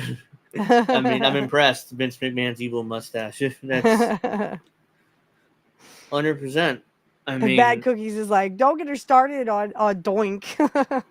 I never found Doink to be funny. I just was kind of like, okay, he's an evil clown. Whoopee. Yeah, it was an early '90s WWF gimmick. So I never found, but I never, even outside of wrestling, I never found clowns to be funny. I think they were just kind of dumb, unless they did like magician magic, and then that was pretty cool. Yeah, so Roman. So, anyways, they did the Angle and SmackDown. We talked about Jacob Fatu debuting last week, or the week before. So, yeah, so they all come to the ring. Paul Lee is there with them, and Paul Lee is Paul Heyman, by the way. And just call him Paul Lee because that's the first time I saw him in WCW. So Paul Lee comes to the ring with them, and Solo cuts a promo, really boring. Solo's not a good leader. They're trying to push him as a leader's new bloodline, and it's just falling flat for me, at least. Mm-hmm. The only reason why he's kind of over, because they hate him and they want Roman back. So that's the only reason why he's over as a heel. Even though to me his promos are flat, I'm not impressed. Anyways, he cuts his boring promo, and then because the whole point of the segment was inducting Jacob Fatu into the bloodline officially. Yeah. So they're going whatever. They didn't use the word inducting, but that's how I'm using. I don't remember the word they used. So they did that. Initiating him. Yeah, initiation. Thank you. That's it. Mm-hmm. And they were initiating him to the bloodline. And after they did that, Solo turns to Paul, and then they have the whole stare down. And then he's like, "Okay, now it's time, wise men. You're gonna have to acknowledge me as your tribal chief." And they pull out the deal, what he put on Roman. Then the fans were like, "No, don't do it, don't do it, don't do it." They were into the story. Like, no, don't do it, don't. And then Paul Lee does what he does, and he's like, I acknowledge that you are not my tribal chief. And the fans went nuts. I mean, that was a big this is the Garden. It's Madison Square Garden. So they were in Madison Square MGS, Garden. huh? Yep, that was WWF's home, or WWF home for years. You know that they would do all their shows there. But Mm-hmm. yeah, it was a big pop. Solo's pissed. He eventually gives him his Samoan spike finish. He goes down. They beat him up a little bit, and then they put Paul E to the table, Yeah, what announce was table. that? I mean, it looked like they had to have assistance to get Paul Lee through it. I mean, even Yes, to throw him through it. I'm just like watching, going, why do you need that? Why can't he just pick him up? they struggled to pick up Paul E. I don't know I why. Maybe know. he's too big, or he didn't jump properly when they were trying to get him up for the power bomb. I don't know what happened, but yeah, But they I eventually guess got him they up. could they could get him up and say, "Oh, well, it was part of the what we do as a group." You Yeah. know, like when you ever see an initiation, I know for, Wiccans and pagans, like our initiation is, oh, we say a few words, over a Hmm. candle and, say a few thoughts and stuff. Because we don't really, I guess, initiate, so to speak. Yeah. But I mean, it kind of just seemed like it was like a group thing where you just kind of, oh, his internet probably crapped out.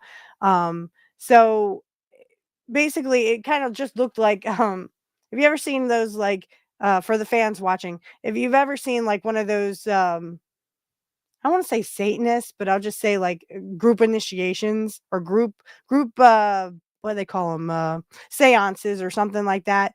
But if you've ever seen them, it's like the group of people were like lifting him up as if he were like the next savior.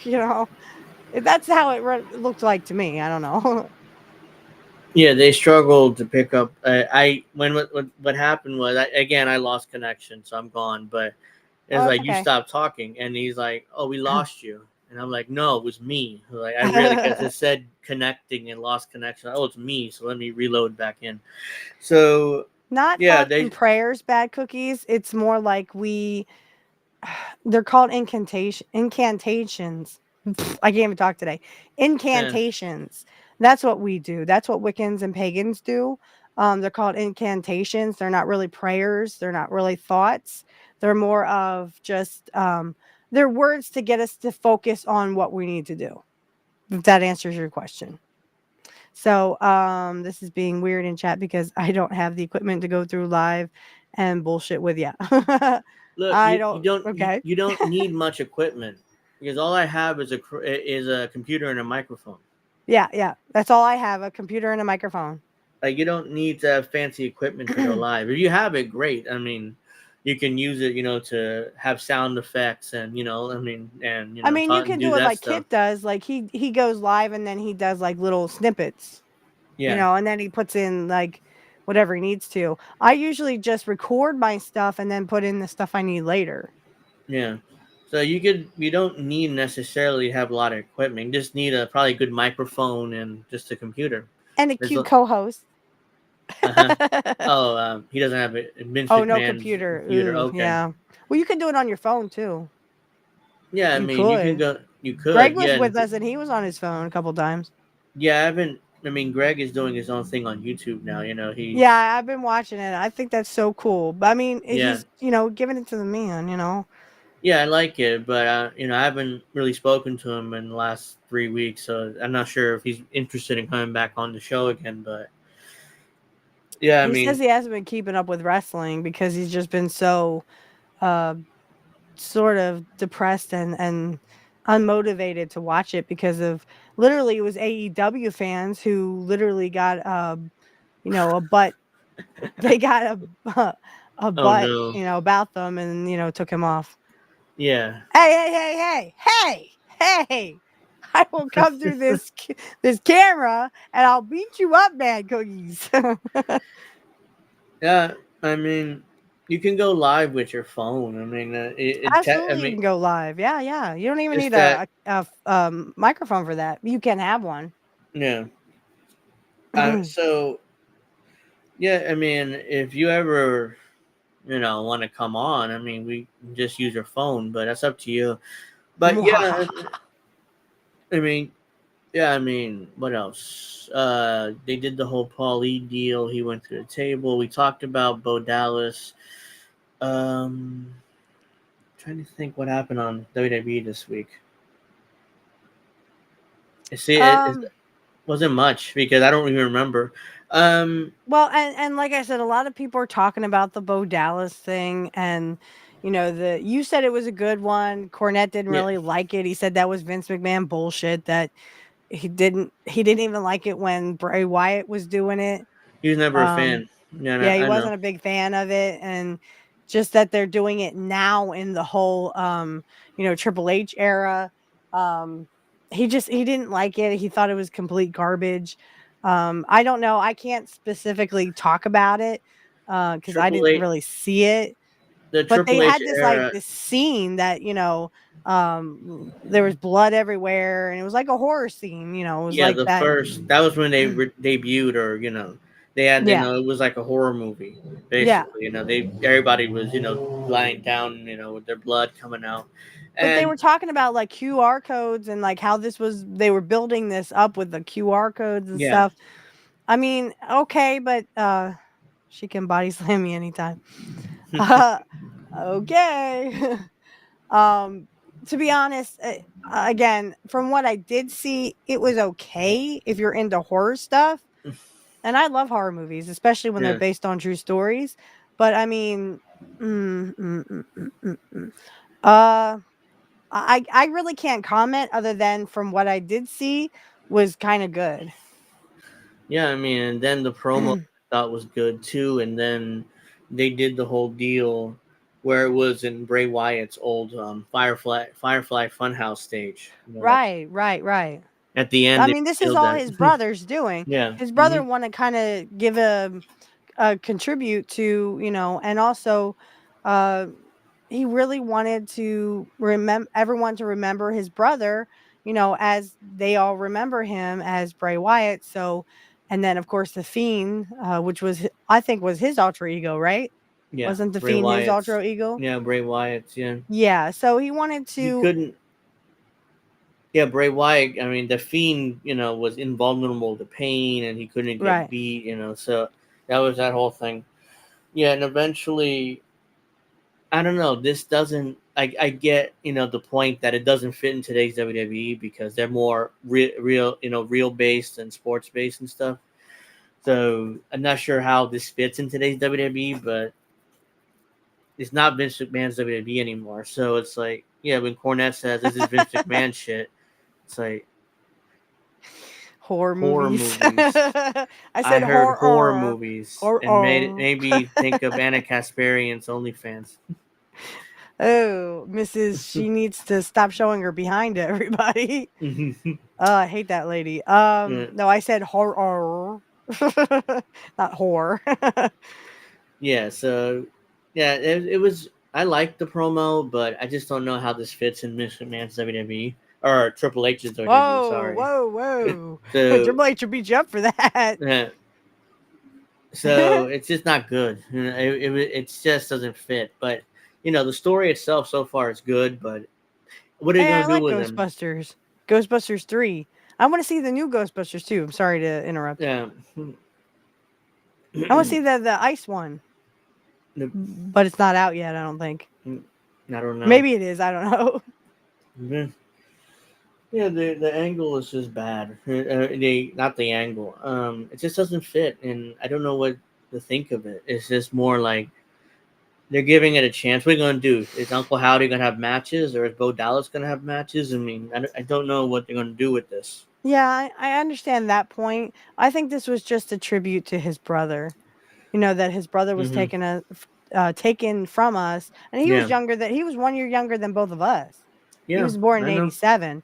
Yeah. And he went too fast, and he didn't really get to tell the stories that they wanted to tell, that it was his brother that was behind all that. Yeah, it's just So I unfortunate. think this is just a tribute. Wherever this goes, I hope that they do well with it, but we'll see. We'll see what happens. I hope they do, because if this doesn't go well, then it's not flopping. To be fair, the audience is into it, so it's not like they're not reacting to it. They definitely There are was reacting mixed to comments on Cornette's YouTube. There was like some were totally for it, some were totally against it, and then some were like, yeah, okay, it's here, but you know, so it was kind of a mixed bag. Yeah, I mean, because these are a lot of them are Cornette's audience, so they're more old school, wrestling, Hmm. oriented. So It was like it's The a mixed bag. Undertaker, you know. Mm, Everyone thought The Undertaker was going to be a big flop, and then The Undertaker ended up being one of the top superstars in wrestling altogether. So That let's just calm down yeah, and see where this goes. yeah, because the Undertaker, that character should have been a flop. It was ridiculous, Hmm. but at the same time, Vince chose the right guy for it. Mark Hmm. Calloway, because he made it into what it was, legendary gimmick and character. But apparently he had the Undertaker in his mind for years. I mean, going back to the '80s, but he just never found the right guy to fill the gimmick. And so he saw Mark Calloway. He's like, Hmm. he could work. He's a great athlete, but he's He's old. also 6'9", He was 6'9", he's 6'10", 6'9", something like 6'10", that. 6'9", Yeah, 6'10". so he He was was a tall huge. dude. Yeah. And he thought, well, he needs to be dressed up. So, oh Well, yeah, and my then when they put Undertaker him with gimmick. Percy, who was Mm, the yeah, Percy Paul Pringle was Bearer. his name? Paul Yeah, Bearer, yeah. yeah, So when Percy they put him Pringle. with Paul Bearer and they Mm, had Paul Bearer in all that getup, it just hmm it just fit. It just Yeah, worked. yeah. And Paul Bearer, legitimately, when he's not working as a wrestler, was a mortician. So it just fit. Yeah, that was crazy That cool. was a shoot. Yeah, that was for shoot. When he wasn't in wrestling, he was a mortician. That's how he made a Yeah. living. My Well, boss's wife is a mortician, so oh I wow. like ask her all these like little questions, and she she listens to me and she's happy to answer her. I love Corinne. I love you, Corinne. But yeah, like he okay, so yeah, Cornette thought that, you know, Undertaker was a good thing, but he thinks this is crap. Again, everyone's going to have their opinion. Let's just see how it goes. Maybe Triple H will not make it like Vince did, kind of like a side Carney show, but maybe like he'll take it to a deeper level. You know what I mean? Like That promo was Triple H deep. has a psychology that he could probably make it into something like Hmm The Undertaker did. Bray Wyatt was Undertaker kind of passed the torch to him. If you back on Raw before he died, Hmm. he kind of handed him his torch, as the modern day Undertaker. Yeah. Unfortunately, he didn't last much longer after that, but he kind of Yeah. We're handed him the sorry. torch. Yeah, rest in peace. That But was really sudden, and uh, honestly, when I saw the Big Show, who had been around, well, because we all knew his dad. We knew Bray yeah, Wyatt's dad. hmm Real name was Wilhelm. Uh, sorry, what's IRS's real name? Mike something. Mike Rotunda. Rotunda, yes. So it was Hmm Wilhelm Rotunda was Bray Wyatt's real name, Yeah, and Wyndham. yeah, Wyndham, Because named he after named his him uncle Barry Wyndham. Barry Wyndham. Yeah. That's So his uncle, yeah. And I've seen the interview with Barry Windham. hmm He talks about all that, and Mike actually asked him if he could date his sister, and then asked his dad, "Can I date your daughter?" But he was like super like cool and stuff, and Mike was a super cool dude, still is. So, yeah. but I did not know that Bray Wyatt was actually second generation and that his Yeah. dad was Mike Rotunda. I did not know hmm that until they came out with like that. But when I saw the Big Show, and he was very emotional, and then I got very emotional because I didn't know Yeah. Bray Wyatt very well, hmm but I knew who Mike Rotunda was, IRS, Yeah. and then Wall Street when he got into WCW. And my heart broke for Mike Rotunda. Oh my gosh, I Yeah. can't He was imagine losing my yeah. son. Yeah. He was devastated, and I think he got in the Hall of Fame this year as when they did the tag team. Him and I think Barry Windham. They were All American Express in WWF. Yeah, yeah, yeah. In '84 and '85, I Yeah. think. They got in the Hall of Fame with that tag team. He was emotional even then, and Hmm. and eventually the whole deal when they turned off the lights and the fans, turned for Bray, they turned on their flashlights and then they started doing this Yeah, he's to got the honor whole. Bray. When they did Yeah. that, when he hmm first passed, they did that. He got the whole Yeah. world in hmm his hands. I just started. I lost it. I was like, Yeah. oh, that's so awesome. Yeah. It was, it was tough for Mike. I'm glad he got in the Hall of Fame though, as a part of his tag team with his brother, his Brother-in-law. what was it? Yeah. Brother-in-law. Yeah. So you had the All American Express. They were tag team champ. This is before he became IRS in the 90s, but Right. that was And their initial run. right, that was their initial run, and then in like 91 and 92, Mike Rotunda came back in as IRS. And he was with the $1 Million Man. They had Money Inc. and stuff. And then he kind of went to WCW, became Wall Street. And Yeah, because that was honestly IRS was his most over gimmick in his entire career. It was like he's known to this because day. He's everyone loved to IRS. hate him. He's like, pay Yeah, your taxes. I'm like, I yeah, do. Do you? yeah. To No, this wrestlers day, had to. yeah. To this day, or he's not. or He's wrestlers. remembered as IRS more than anything. So Yeah, yeah, because it's like like literally, people love to hate him. yeah, Because IRS was the heel, the big bad IRS. Everyone loved to yeah. hate IRS It because was he was a heel. that was his initials for his Erwin R. Shyster. That Yeah, was that his was name. IRS. Yeah, hmm everyone like Erwin. He's like, shut up. hmm Yeah, so it was Vince wanted to use the initials IRS. So it's Yep. like, how do we Erwin R. Shyster? Because he's Yep. a shyster. Like there He's you a go. shyster. He's a Yeah. hmm he does shenanigans. hmm Yeah, Mike Rotunda was he's big. Yeah, He's no one's saying he was a small dude. No, no, no, no. I would never uh, say that. No, I mean he was like big as IRS. He was the character was over yeah. because everyone loved to hate him because everyone hated the IRS. Really, they hated paying taxes, and as we can see, it's all theft. I hmm mean, you do have to pay for things like roads and stuff, but they don't do that anymore with our taxes. They No. they give it to war and they give it hmm to Israel and stuff. So, That. um, that character was very over because a lot of people back then didn't want to pay taxes, like they hmm don't want to now because it's leading to the Palestinian thing and it's literally dragging us down. They're paying for stuff. They're not paying for us, which is what our tax dollars should be paying for, is to help, roads and bridges. But no, they want to send it over to Israel for a genocide, or they want to hmm send it to more wars that are unnecessary. Yeah, I mean it's not So good. I just mean the character was over Yeah. though, because a lot of people didn't like the IRS, and rightfully so. The IRS sucks. They Yeah. would So rather go you after had. people like me for God forbid I do tax fraud, but yet the corporations and the rich people can do tax fraud all day long and they call it loopholes. No, it's Yeah. fraud, it's evasion. That's why you have millions in the Cayman Islands.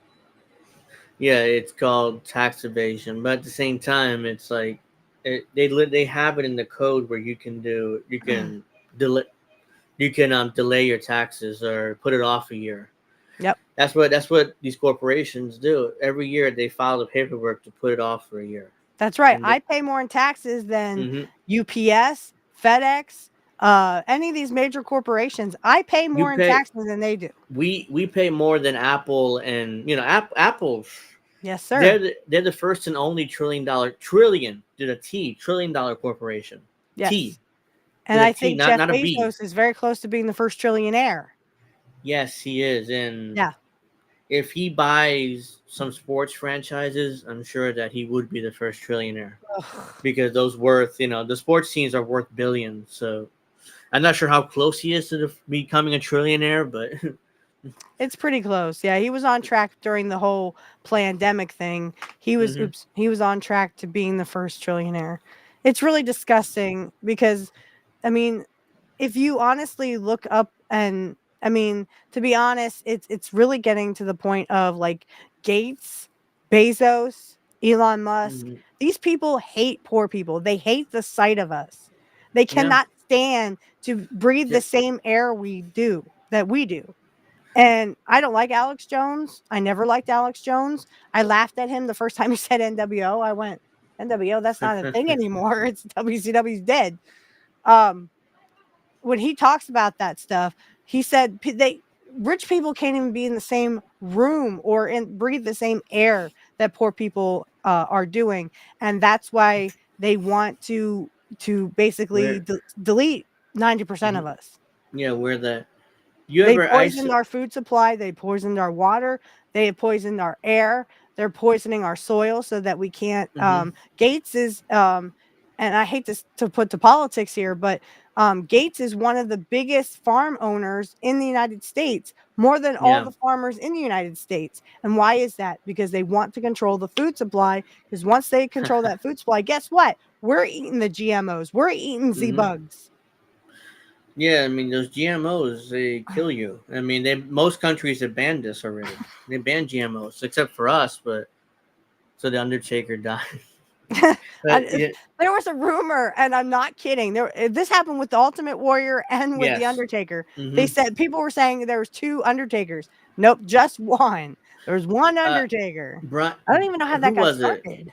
Who was it? Who was the fake Undertaker? Was it Brian Lee, or Brian Lee, yeah, over on he the was other the fake? side. Wasn't Yeah, he he in was WCW?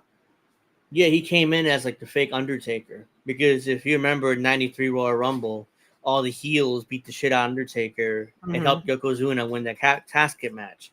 And then Undertaker went to heaven, or I don't know, but his spirit just went up to the rafters. So They didn't even Vince do did that that in whole the Buried thing. Alive match with him and Austin, and and Undertaker got buried alive, but not Yeah, really.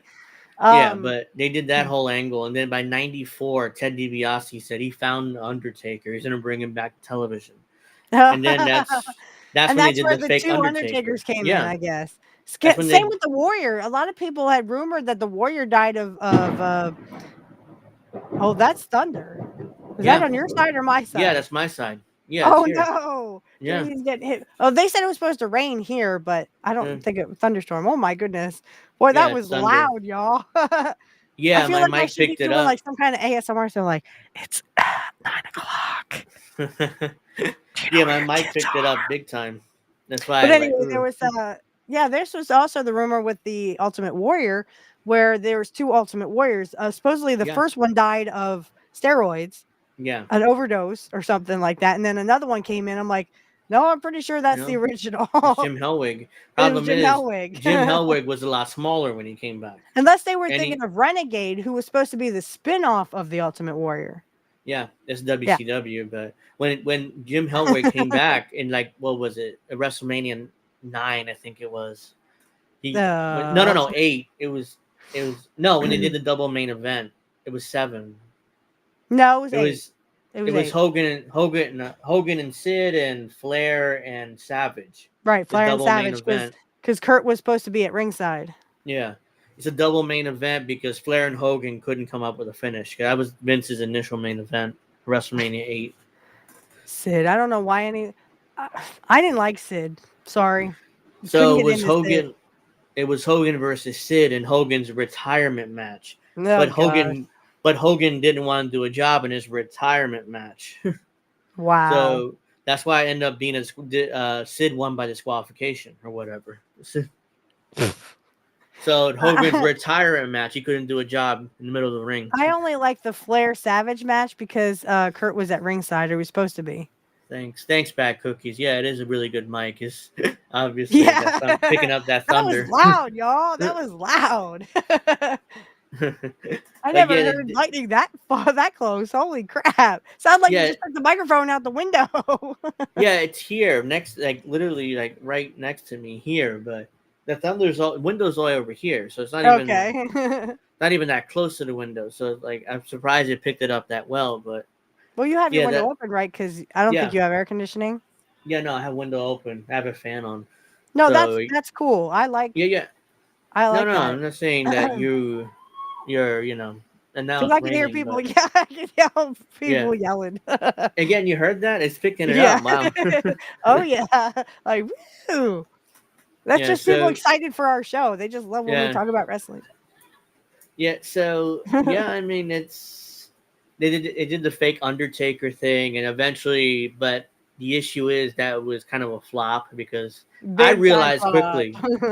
I realized quickly that that's not the Undertaker because Mm-mm. he was doing the moves differently. Because I think Jim Cornette was there at that point. They were Mhm. helping him try to become like Mark Calloway, and I work like him, the Undertaker, and see where their fans got fooled, and they really didn't. I mean, it was like they knew it wasn't the Undertaker. Right, and It it was some wasn't kind of like fake.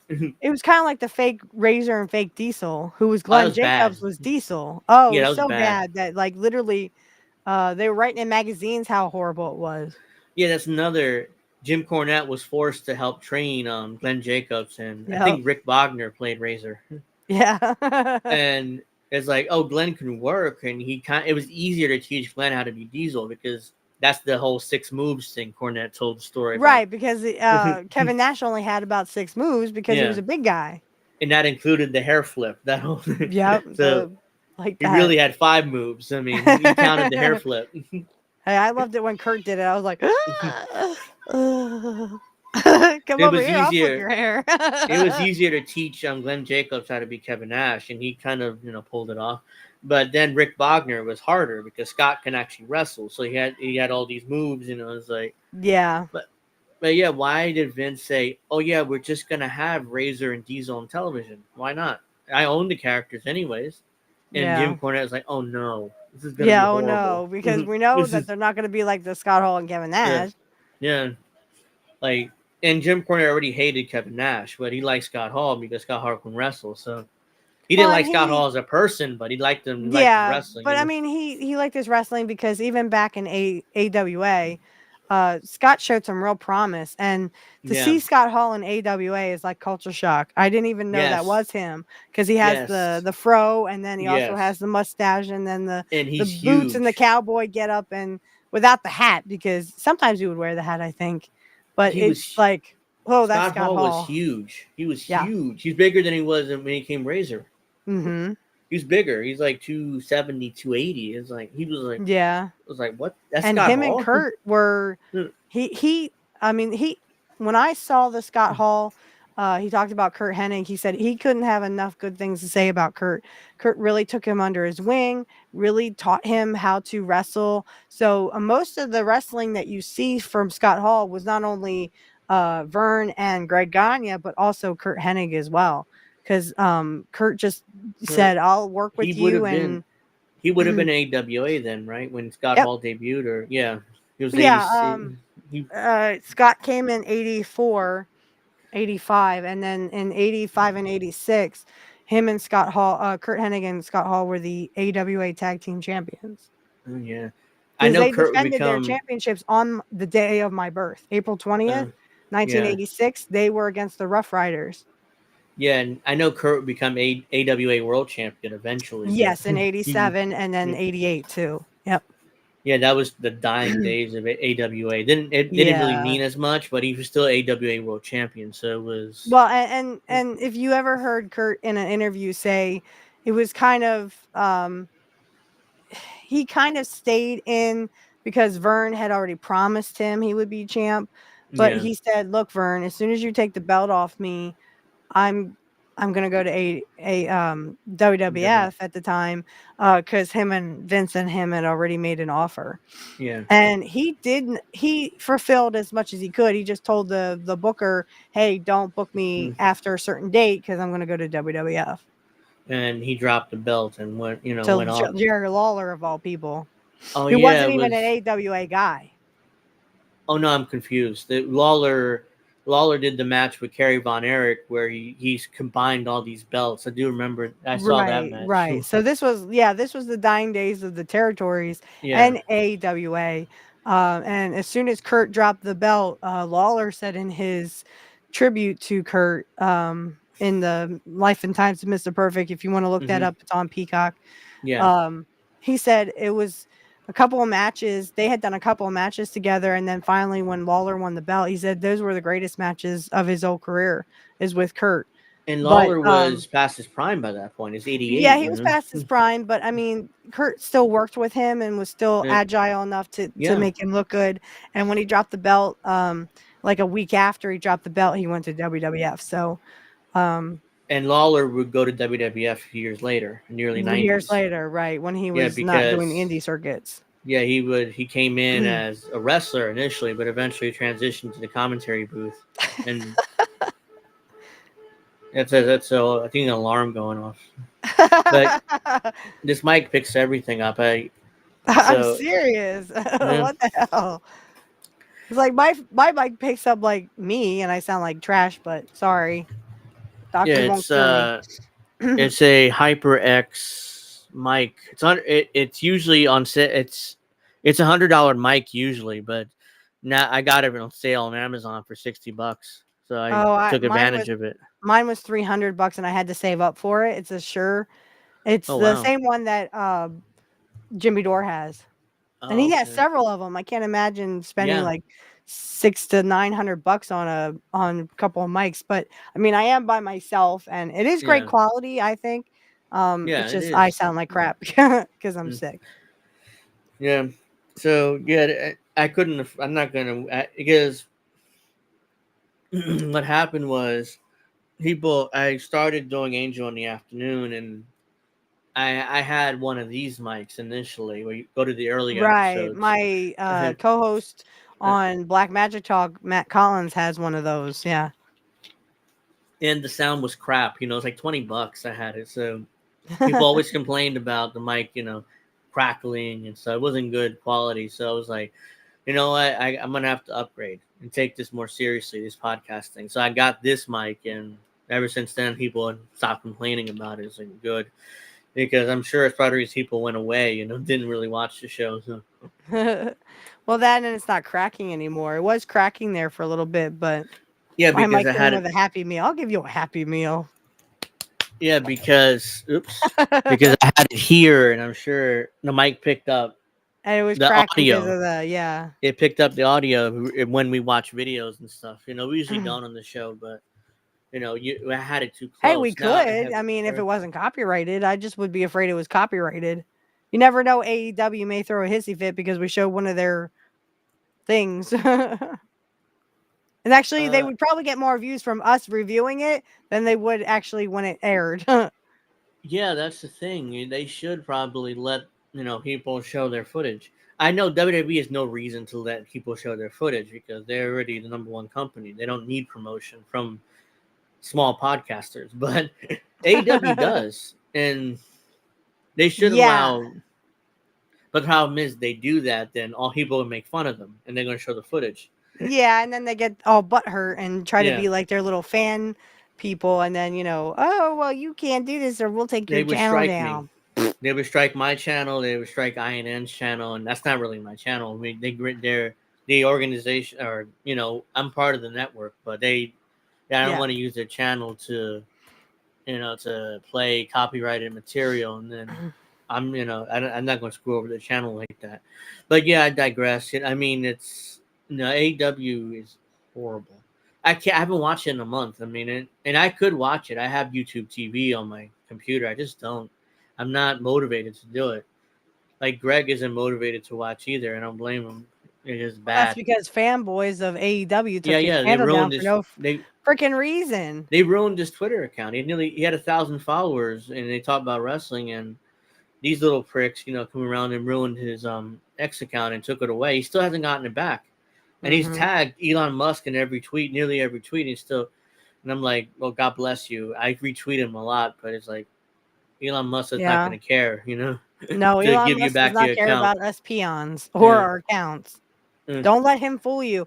Elon Musk, just because he took over X, doesn't mean there's still not a bunch of censorship going on. No, and Fiorella lost her YouTube channel. Yeah, I'm I sure you saw heard that about too. that. Yeah. Yeah, she had 50,000 subscribers. It's Fiorella in Russia. Yeah, So, that's so disgusting.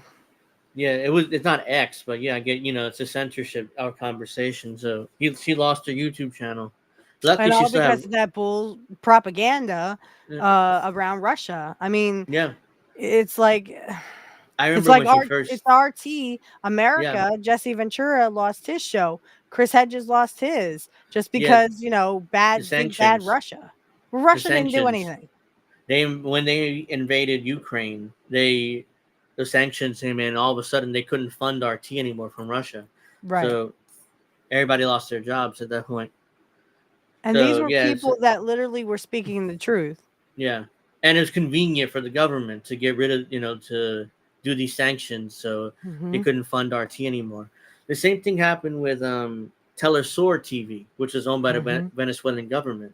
Abby Martin worked there at one point, and they sanctioned Venezuela in the Trump administration. So that disappeared here in the U.S. It still exists, but they can't fund it here in the U.S. anymore. So And that's why honestly, it's if gone. anyone says that, oh well, Uh, I just think it's so disgusting how, oh, well, we can't have this because we want to spread propaganda. Look, y'all, you can believe what you want. Yeah. Okay, you can believe CNN and MSNBC and Fox News are telling you the truth, or you can stop being a sheep and you can believe what Kit Cabello is telling you and Angel in the Afternoon Show is telling you. Because one day it's not going to matter. The rich are going to take over. That's why they want to start these CBDCs. I was telling my dad this. This is why they're trying to they're trying to take away the petrodollar. That's why they're Yeah. allowing the petrodollar to go away, because they want us all in these CBDCs. And literally, once they do that, guess what? You do something wrong, they're going to cut you off. You can't pay bills, you can't get groceries, you can't do nothing. Yeah. So yeah, we kind of had a troll hater, so I just blocked him. Okay, because I was like, I had something go wrong and now I can't see the comments. Yeah, It's I all mean, good. It's all good. yeah, because she's like, oh, she calling you ugly and me, oh, you're not handsome either, trying to troll me. So it's like, you're done. It came from Twitch, so it's like I'm streaming Well, on I'm Twitch too. sorry. Blessed be to you that you don't find things like me and Angel pretty. And he's like, or he Sorry or for she you. was like, oh yeah, block me. I know you see this, and I'm looking, and I was like, okay, I'll block you. I mean, I don't care. Get out of here. So I'll call you it. I don't but have a yeah, son here. He's with his dad this week, so. yeah. So it's like, yeah, I started doing Angel in the Afternoon, and I need a new mic, so fuck it. It's like, let me invest in a mic so people stop complaining.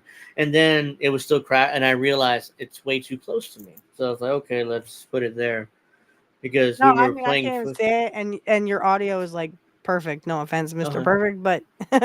Yeah, I mean, thank you, but yeah, it's far enough away where, like I could do that. And oops, I fucked up. Oh. He's messing his mic up, y'all. No, I have it up, where it's next to not next to my mouth, but it could pick up my mouth, and I did that. It kind of did that. It Y'all can went see down. my mic. It looks like the one that Jimmy Dore has. If If I you watch didn't have, Jimmy Dore, it's the one that Jimmy Dore has. I'm And it was freaking expensive, y'all. That's what I got to say. It was freaking expensive. oh yeah, But that mic it is has really good expensive. quality and stuff. Yeah. So I will commend Jimmy Dore on having nice things, but they are expensive. I literally had to save up for it. That's why, So I yeah, work almost every Saturday. I didn't work this Saturday because, literally, my boss had gotten the flu, and so I had to work every day, open to close. yeah, I had to block somebody because they were, hate trolling, and they wanted me to block them. So I was like, okay, you're blocked. I mean, I Okay, don't you're blocked. understand why, you even came on here. You wanted to get blocked. Maybe it was an AEW troll. It could have been. It could have been because I'm like, yeah, I don't know why they wanted that. Jimmy Dore is cucking to right wing culture for money.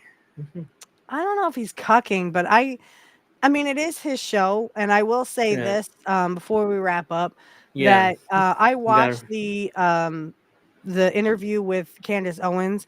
I do not Mhm. like Candace Owens. There was some things I agreed with, but Yeah. then there was also stuff that I was screaming at my phone, going, "I can't believe you glossed that over." Like, Jimmy didn't even mention the fact that she said, "Oh, we should let the police out because they didn't really care. They didn't really kill George Floyd." Well, first of Mhm. all, okay, even if you take, I will give her that. Okay, let's say the Yeah. cops didn't do it and he died of a fentanyl overdose Fentanyl. or Mhm. something. Okay, That's I'll the. give her that. But let's remember, guys, during the peaceful protests, the people who were peacefully protesting, the cops were beating the shit out of. So you Yeah. want those cops to go out and be free and start beating up more poor people? Is that what you want, Candace Owens? Because again, Yeah. remember, everyone goes, "Oh," That's. she goes, "Oh, the establishment, the deep state, blah blah blah." Candace Owens is the establishment. She is still part of the rich, guys. She is Yeah. still rich. She She got. will be rich for the rest of her fucking days. You guys need to. uh, And I'm not just talking, some people that watch Candace Owens and think she's the shit. Tucker Carlson is another one. There's a lot of things I agree with Tucker Carlson on, but again, he is the establishment. Even though they kicked him off of Fox News, they kicked Candace Owens off of Daily Mail. Great. Yeah. And then it was always, well, first of all, she talked about, the police and stuff. Oh, we should let them out. Again, she is part of the rich. The police are only out to serve rich people. They only protect and preserve rich people. So Candace Owens, yes, of course she wants those cops out so they can beat up more poor people at her expense. So for her bidding. So they will protect and serve rich people and beat up more poor people. Because and Jimmy showed this on his show. And I was I even, commented on Jimmy's, thing, and I'm glad he didn't block me. But I mean, it was you can have any guest you want on, because on Monday he's going to have James Corbett. And I love James Corbett. I was watching his 9/11 stuff. It's really, really good so far. And I love Scott Ritter. I love when he has Scott Ritter on, because he asked Scott Ritter about the whole, oh, you're a pedophile thing. And he wasn't. He explained what happened, and he's not really a pedophile. And even so he explained all that. She was saying he did segments during the George Floyd protest. Jimmy Dore did this. He did segments about cops beating up peaceful protesters, people who were being peaceful, who weren't feds.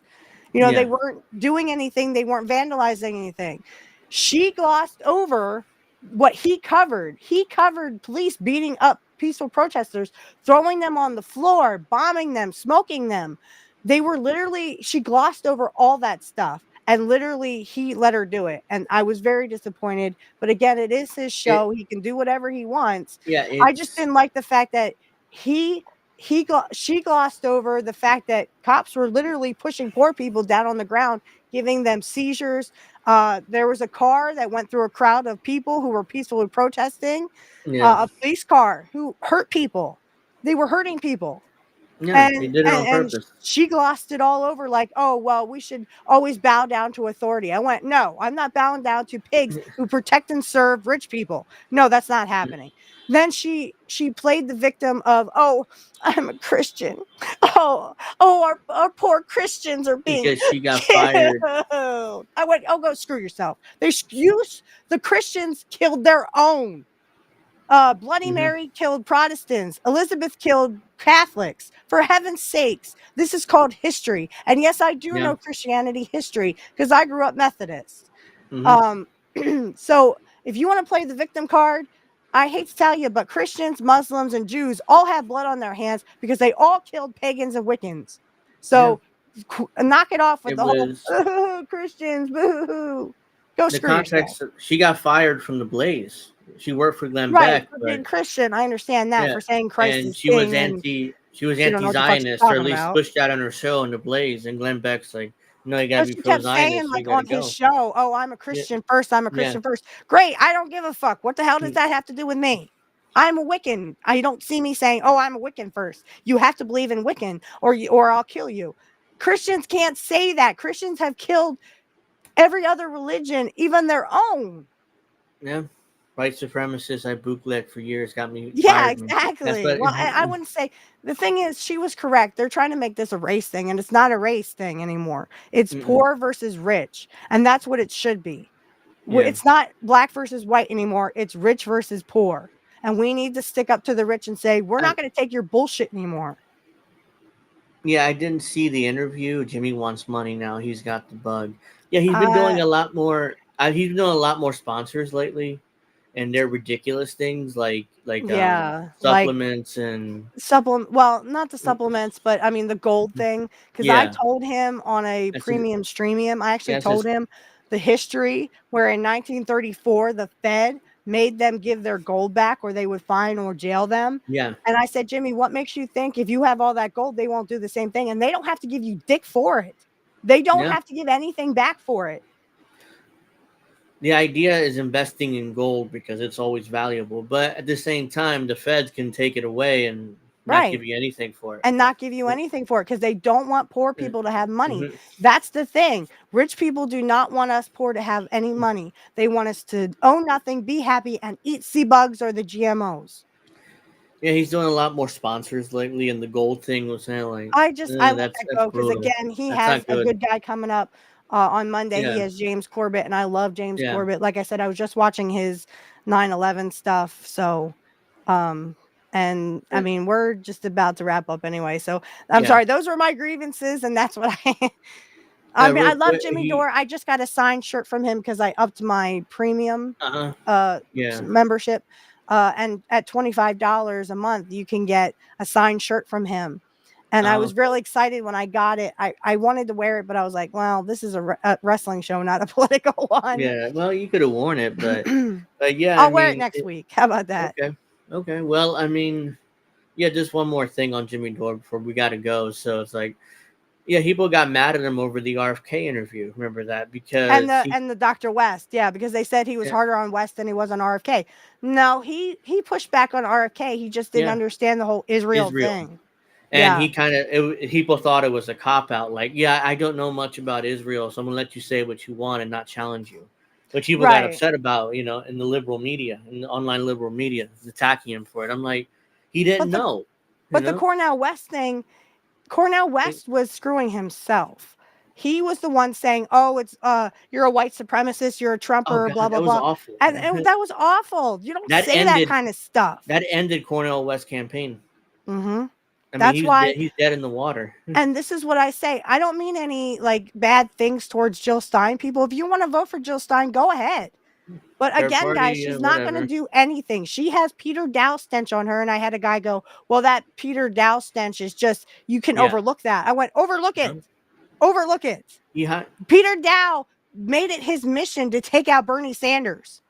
yeah. Do you not understand that if she is friends with Peter Dow, she is the establishment now? She hmm is a sellout, just like Cornell West. Peter But Dow again, you was do what you want. Peter Dow back in 2016 was like the Clinton, online hitman. Like Oh, but now he changed his ways. Yeah, sure. he Sure smeared he Bernie did. Sanders all the time. He would, and we would all argue with him on like X or and then was Twitter. Right. Right. And It, then now all of a mhm. sudden he changed his ways. Yeah, sure he changed his ways. Yeah, sure. He put out a post like, I apologize. I trusted the Clintons. He worked for the Clintons for years, so it's like, I trusted the Clintons, but after that it didn't work, and I'm so sorry. Please forgive me, Oh, guys. please forgive Let me. me. I'll never do it again. And then I work with Greens. First he worked for Cornell West, and then he tanked West. He told West to leave the Greens, and West was on 0 ballots. yeah. So now Hey, Indy, you totally tanked his campaign too. we just spent the last half hour talking about politics as Angel in the afternoon. So hey, Indy, how you doing? But yeah, I mean, so Peter Dow's a piece of shit. I mean, he's on Jill Stein's. He supposedly quit Cornell West because his mother was sick or something. That was his I excuse. think hey, I've already done And I've already done my damage. I literally made Cornell West leave the Green Party, who was on more ballots than independents are, and made him independent, and now he's on 0 ballots and he ain't gonna get on any. no, he's not on any ballots. Now he's on Jill Stein's campaign, even though his mother was sick recently. So, And he's and gonna maybe she tank got her better. too. Maybe she got better allegedly. I don't know what his excuse is Like, why look, now he's working again. right. Well, I love Jill Stein's message, but I Oh, don't it's a great believe it message, because but again, it's a great message. It's, let's fight back against the rich. Let's get, health care for all. Let's do all this stuff that I want. But again, I don't believe Jill Stein because she has Peter Dow on her side. And I don't believe Peter Dow. I think once you're a mm, snitch, you're a snake, you're always a snake. Ask yeah. Jake the Snake, he would know. Unfortunately, she probably gonna tank her campaign. I don't know how many states the Green Party is on. Because right now they're not on the ballot here in New Jersey. So even if I wanted to vote for her, I can't. So And that's the thing. Like, she's not doing anything to get her name back on those ballots that she yeah, should she's be not. on. Right now, I think she's only on 20 states or 30 states, Yeah. and her campaign's not doing anything to get back on And again, in guys, those if she was states. a threat to the establishment, this is why I say about RFK Jr. If he was a threat to the establishment, he would end up like his uncle and his father. He does not want to do that. He does not want Yeah, to end up like his father or uncle. Again, yeah, with Jill Stein, same thing. She is not a threat to the establishment. She and has a great message. There's no doubt about that. That is the yeah, message I would pick. Unfortunately, she's not a threat to the establishment. Otherwise, they would literally not let her have the message. They wouldn't let her be the Green Party. They would have nothing. They would do exactly what they did in 2016 to her, or I think it was it was 2016. She ran in 2016. They handcuffed her to a chair for 8 hours. She wasn't allowed to be in the debates. I was going to bring that up. Her and Amy Goodman, because Amy Goodman was with her. They both got handcuffed to a chair for like 8 hours. I mean, they just left them there in some basement. There. Yeah. So that was the establishment's way of saying she's no threat to us. Yeah, they didn't. And then RFK. Oh, sorry. I'll say this one last thing. RFK Jr. is not a threat because, again, he was tied to Jeffrey Epstein. We know about the Zionist stuff that he has. He has Shmuley, who again does his daughter with her own little sex toys. That's gross and disgusting. That guy's ridiculous.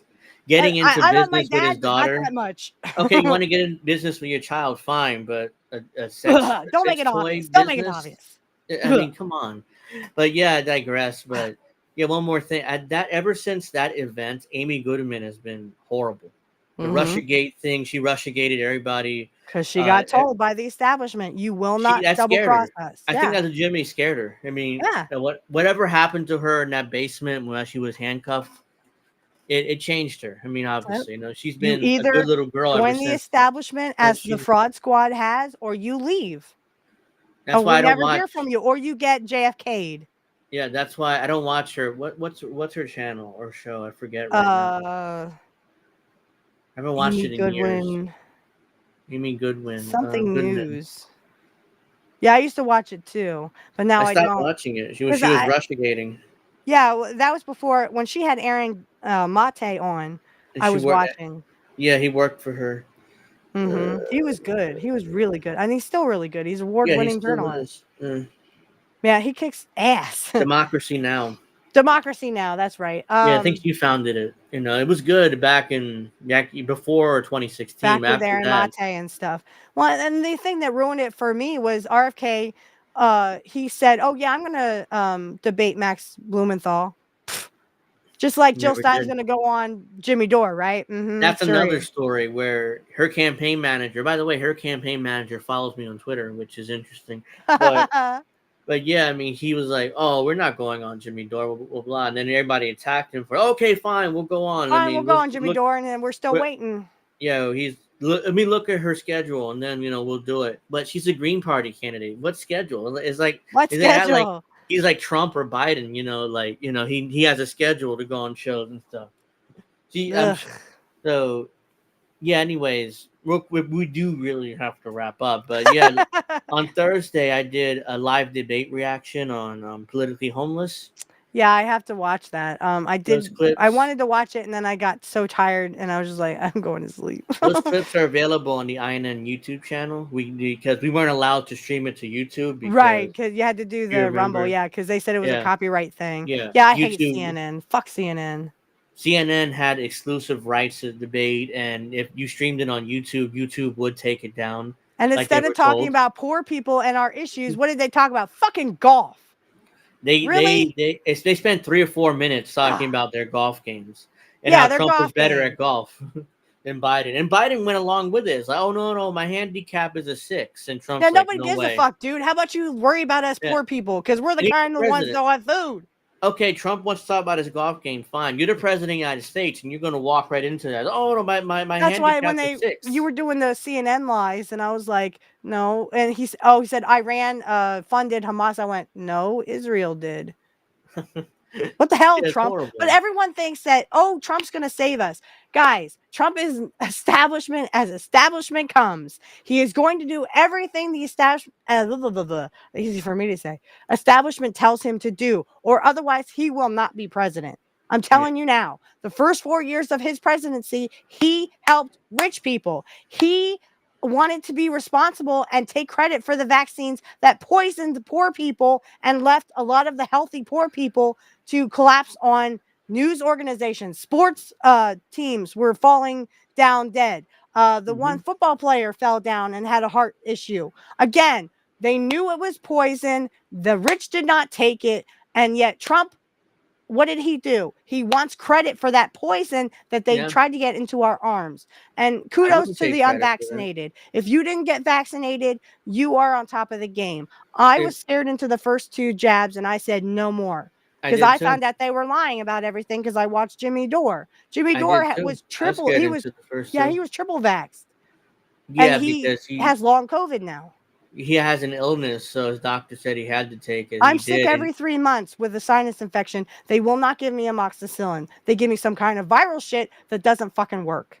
Yeah, so yeah, I mean, I never took another shot again, but yeah, I mean, oh, by the way, we do have to say COVID, the vaccines are safe and effective, and they work really well, and you should get your booster.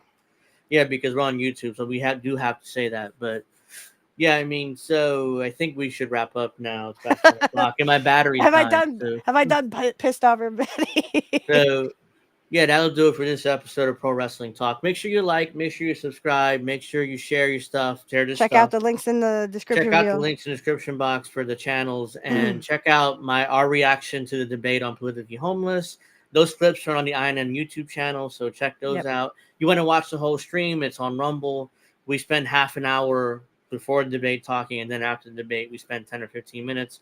So it's like nearly 3-hour stream we did on Thursday night. I'm gonna check it out. I just got really tired last night. Yeah, okay. As long as you do check it out, because we do get pretty rowdy. Because like I said, I had my drink. Yeah. Towards the end of the debate, I got kind of I started giggling like a schoolgirl. Every time Biden did one of his faces, I would just start giggling like an idiot. And we reacted. Oh, come on, guys, you got to see that.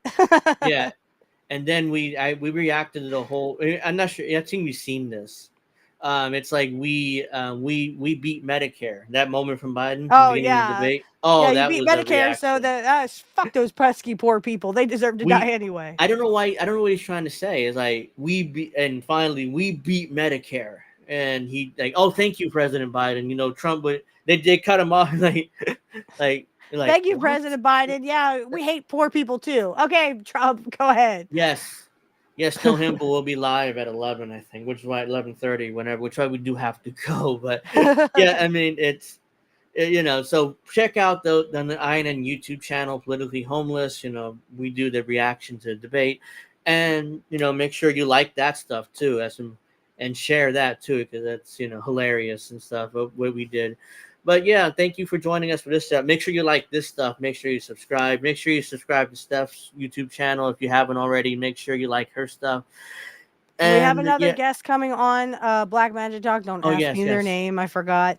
I didn't get episode 42 done this week because and like I said, we're only on episode 40, I believe, which is it's Ric Flair and Kurt. I think, at Halloween Havoc. So, because 41 is their WWE3 match.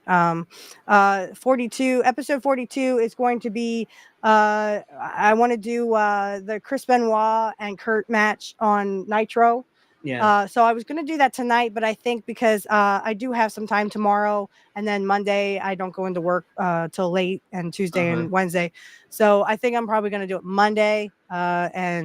Like I said, I want to stay ahead because if I fall behind, then my show will suffer for it. But but check that out. Halloween Havoc is coming up tomorrow. I will be uploading that.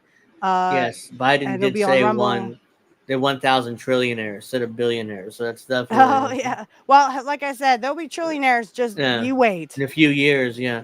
I just wanted to acknowledge Tim Buck. Vince McMahon screwed over Bret Hart. And was like, yep. I mean, we could do a whole episode on that. I mean, we did with Kit Cabello. Yeah, but we need like a part 2 and a part 3 because I can't say enough about what happened with the whole Montreal screw job. Yeah, Bret just was screwed out of the, and that destroyed him. He's never been the same, really. And the whole thing with Goldberg, we could talk about that too, where Goldberg kicked him in the head. Oh, I mean, who really killed WCW? We need to do the last episode of that. We never talked about the last episode. I'm not sure you saw it. I did. So, the last episode of Who Killed WCW. I didn't listen to the Cornette. They'll probably talk about it on the Experience. I didn't listen to that yet because it Yeah. literally just came out just before we came on. I was like, God, Uh-huh. why do you do this to me? So we'll talk about it next week, I guess. Hopefully, I gotta talk to D again. We haven't heard from him in a while. Last time I heard from him, he's remodeling his house, so at the beginning of June. So to see whether he come back on the show. I It's would been a love to while. hear from D again, especially Yeah. about the Shawn Michaels part. Uh-huh. So yeah, we definitely, that'll do it. Hope Goldberg's one of the rough ones. Yeah, I Oh, mean, I saw he sucked. lightning. Oh no, okay. I saw lightning. I didn't hear the thunder yet. Hopefully, my mic doesn't pick it up. Okay. Well, that'll do it for this episode. Hope everybody enjoyed. Thank you for very much for, second time I'm signing off. Make sure you like, make sure you subscribe, make sure you watch Angel in the Afternoon on this channel, INN channel, Friday, or my personal channel, wherever you're on, Friday at 7. So So, bye.